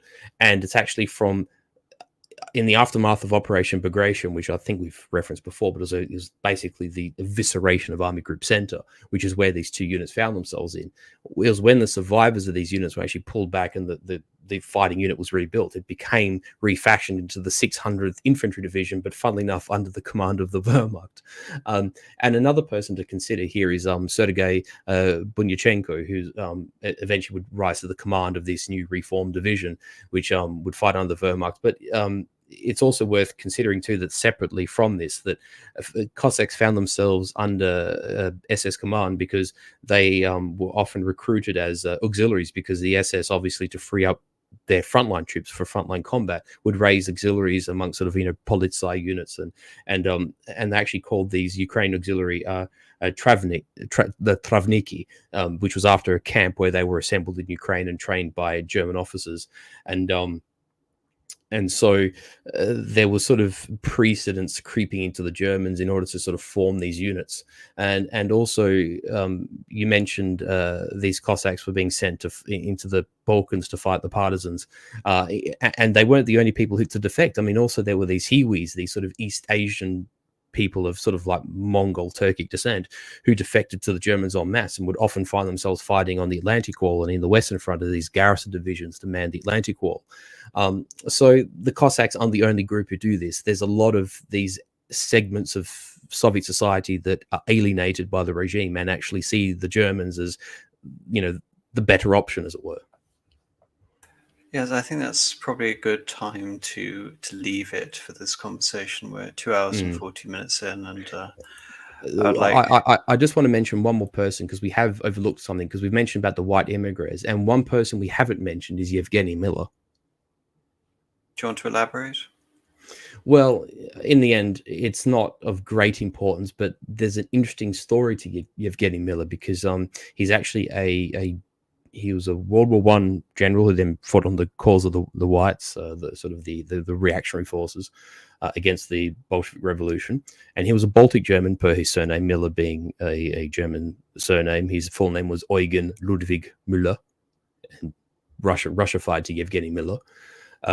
Now, he fought amongst the Freikorps units that fought in the Baltics and cooperated to the north, because obviously there was Russian units fighting in and around the proximity of Arkhangelsk and Finland, and von Mannerheim was sort of amongst there with the Finns, and they just weren't able to cooperate, and of course that front was eventually lost. So Yevgeny Miller made his way from Latvia via Riga. He took refuge in France, and alongside the Grand Duke Nicholas and Peter Wrangel founded I don't know if they founded it necessarily, but the Russian All-Military Union, or the ROVS. He was actually the chairman of this organization between 1930 and 1937. which was an international organization for exiled former White Army officers and personnel who were opposed to the Soviet Union. And in fact, he was so important. He was considered such a critical figure that, and obviously because of his German heritage, that he would be willing to collaborate essentially with the Germans. Following the election in 1933 and the rearmament of Germany and the stated intentions of the regime, Yevgeny was obviously a person of great interest. So in 1937, the NKVD actually set up essentially an operation to take him out, and two NKVD agents disguised as Abwehr agents organized a meeting with Yevgeny Miller, and they actually drugged him and placed him in a steamer and smuggled him on a Soviet ship which was waiting in the port of Le Havre in northern France. He was suspicious of the meeting, so he actually left a note in his apartment, and I can't remember if his wife found it or one of his friends found it, but he basically outlined his suspicions of this person who ends up turning out to be a Soviet agent by the name of Nikolai Skoblin. And the French launched a massive manhunt, but Skoblin actually fled to the Soviet Union with Yevgeny, obviously to take him back to the Soviet Union. But his wife was left behind, who I think was like an artist of some kind, Skoblin's wife. And the French arrested her and convicted her and sentenced her to 20 years prison. But Yevgeny was Nadia Plevitskaya. Thank you. I forgot the surname. But he was taken to Moscow, basically put on show trial, and was shot in 1939. He was. It's an interesting sort of case where the NKV sort of got in before the war even started. And some would say that Yevgeny Miller, or the loss of Yevgeny Miller, really took some of the steam out of the potential to create like an anti-Stalin Russian force in the event of an Eastern campaign. I think the unfortunate thing about the limitations of the topic with the stream in particular is that, it's been less of a white movement stream that has been about a Cossack stream. But I will say about the implications of Yevgeny Miller and the success of the Cossack movement, that basically the abduction and later the assassination of Yevgeny Miller in Paris were instrumental for the movement of Krasnov and his own circle to seek protection in Berlin. Precisely, so there is a direct link in that sense. But again, they almost felt unsafe not being in Germany in a sense, Yeah. So at one point, maybe we can talk about the Rovs and the wrangle and the other aspects of the White. But I think we've rather conclusively talked over the indeed Cossack history. So on to the super chats, and as always, people who are very sort of patiently listening, if you do have a question before we go, do send a super chat before I and Marcus do leave. So go ahead. Can I answer one question before we start on the super chats? Because someone, actually, I believe it was Semigog, made a comment at the very start. And if anyone wants to laugh at my expense, they're welcome to. No, I do not have a new microphone. I worked out yesterday that I was using my microphone back to front for a calendar year, so I have my microphone the correct way now. Anyway, unoriginal username for £1.79. Thank you very much. Thank you for the amazing content. Well, thank you, unoriginal username. But I would advise you to send a question next time. Judge Clickler Bushman for €2. Welcome back, boys. Hasn't been too long. It's only been a month, but thank you nevertheless. John Boy for €10. Nice to see 2/3 of the passive Aussie back again. Well, thank you very much. Yes, we'll see if Columba wants to do a stream and if there are any topics that he would like to come on and discuss. So thank you for the super chat, John Boy. We'll have to shake him out of his Scottish slumber. Yes, well, he was on Academic Agents channel, I believe, on Tuesday. If you want to see more content with Columba, he is around. He's not only on this channel, he's on a lot of other channels as well. So do actively seek out Columba wherever you can.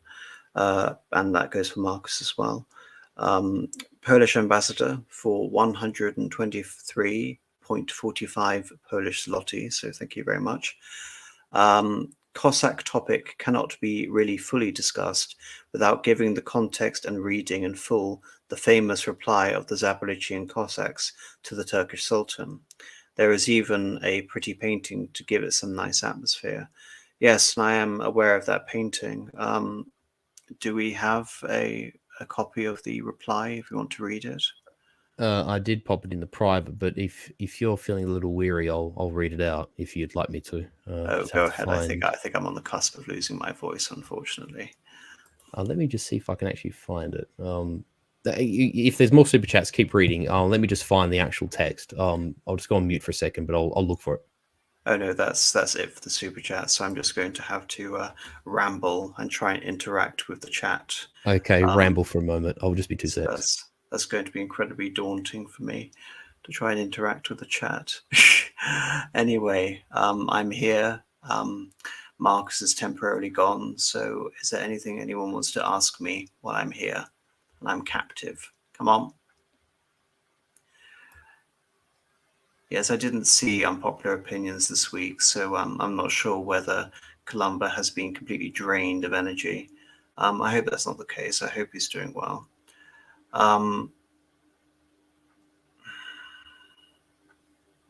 I say there are similarities between Cossacks and border reavers, but maybe it's just me.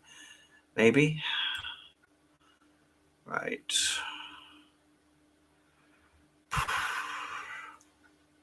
Any luck, Marcus? I'm still looking. The thing is, it's always. Oh, hang on. I think I have found it. Okay, yes. So the Sultan Mehmed IV to the Zaporizhian Cossacks. As the Sultan, son of Muhammad, brother of the sun and moon, grandson and viceroy of God, ruler of the kingdoms of Macedonia, Babylon, Jerusalem, Upper and Lower Egypt, emperor of emperors, sovereign of sovereigns, extraordinary knight, never defeated, steadfast guardian of the tomb of Jesus Christ, trustee chosen by God himself, the hope and comfort of Muslims, confounder and great defender of Christians, I command you, the Zaporizhian Cossacks, to submit to me voluntarily and without any resistance, and to desist from troubling me with your attacks. And the Cossacks, under the command of Ottoman Ivan Surko, penned a reply, which is now infamous. And the reply is this: Zaporizhian Cossacks to the Turkish Sultan. O Sultan, Turkish devil and damned devil's kith and kin, secretary to Lucifer himself. What the devil kind of knight thou?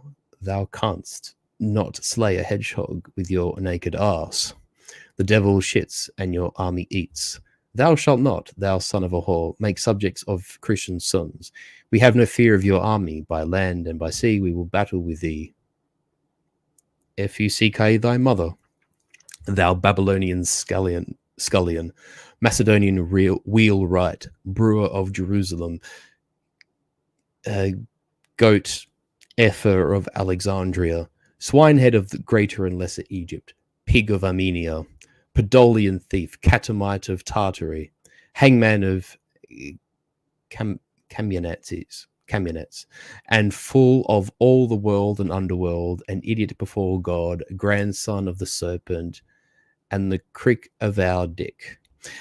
Pig snout, mare's ass, slaughterhouse cur, unchristened brow, screw thine own mother. Yes, I'm sad that Columba isn't here, so I can't call it the summit of Cossack polemicism. It would have sounded better with a Scottish accent, but anyway, it'll have to do with the brig end of just a colonial. I'll have to suffice. So I hope that was delivered well enough, and I hope I censored enough to not have your monetization. Yes, I didn't even notice the censoring going on. Anyway, I think that's it for this evening. Thank you, everyone, for listening. And before we go, Marcus, is there anything you want to say? Anything you're doing? I will say that yes, I was on Unpopular Opinions with Columba last week, and I apologize to if there's any viewers of both channels. It was a bit of a hard slog because as much as those who know us and know me, the military side of thing is always a passion of mine. But what works, I suppose, here is that AM and I tend to engage in repartee, and we converse, and it's a bit of a back and forward. Whereas I think a lot of people have Ukraine fatigue, and I kind of ended up engaging in a bit of a monologue, and there are people who didn't like that, and I apologize to those who didn't like that, because I agree we are all a bit tired of that subject, and it's gotten a bit tiresome and monotonous. But the thing is, events still happen, and we still need to understand them through, I suppose, a prism that isn't um, uh, contaminated by mainstream narrative and whatever. And I just did my best, and I mean, I don't apologize for doing it, but I apologize if I did bore people and it was monotonous, and I will endeavor to do better next time. But nonetheless, it's been wonderful to get back into the swing of things here, and I think both you and I have needed a bit of respite, but it's lovely to be reacquainted with our chat and with these topics of history, which are always intriguing and interesting, and we cover vast tracts of time, and even though it takes us a good 2.5 3 hours or whatever to get it done, it's always wonderful as always, and I always appreciate your company and our viewers, and it's good to be back. Thank you. Yes, well, in fairness, we are covering 1,000 years of history. And we're trying to do it in a way which isn't just glossing over details, as if we're, chronicling dates and not giving any sort of flash or details or analysis. So hopefully we are giving concise information, as concise as it can be for a long form format. Anyway, and to also sometimes canvas the lesser known parts of things, to we speak about people like Krasnov and Yevgeny Miller, and to delve into things that are often glossed over, even amongst our end of things in dialogue and the things that we discuss. Like, we just to uncover those lesser known things is a part of the fun, I would say. TB88 for $5. Thank you very much. Thank you for the stream, guys. Better than the History Channel. The History Channel. Oh, as in the, yeah, I hope so. Thank you, TB88. Well, this isn't Ancient Aliens. If I can give a slight anecdote, AM, one of the funny things is that I remember flicking over to History Channel once, and it was about the battleship Tirpitz, and even though, for those who know me personally, I'm obviously from the country. I do have an appreciation for like warships. I think warships was a terrible thing, but warships are wonderful feats of engineering. And I think whether it's a plane or a ship, they can be made beautiful in a material design context. But I remember watching this thing, and it was an American narrator, and it was just the pinnacle of exaggeration, where the narrator starts out the documentary by saying, the battleship that could have turned the tide of a war. And it's just like, battleships were obsolete when the war started. Like the Tirpitz was not that important of a vehicle in the war. And yeah, the History Channel is not the finest place, but we endeavor to do our best, don't we, AM? Well, I think that's the least of the problems the History Channel has to contend with, but that's a start. It's a topic I really don't want to go down. No. Dark Arts by Adrienne for $20. Thank you very much. That's very generous. Thank you for the amazing content. I'm still working on your playlist, Nations of Charlemagne. Would you ever cover the Mongols' clash with the Rus? We have already covered the Mongol clash with the Rus. There is a companion series to this where we go over Greek and Russian history called Orthodoxy, Autocracy, and Nationality. And I believe the episode is called The Mongol Yoke or The Golden Horde or something similar to that. That's correct. Yeah, The Mongol Yoke, I'm pretty sure. Yes, I can't remember the exact name of it.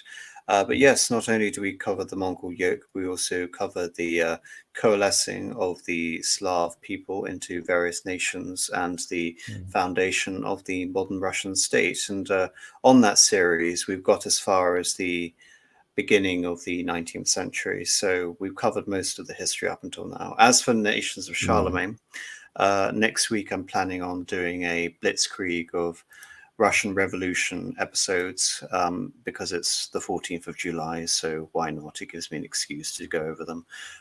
So I'm hoping to cover the Russian Revolution in three lectures over 3 days next week.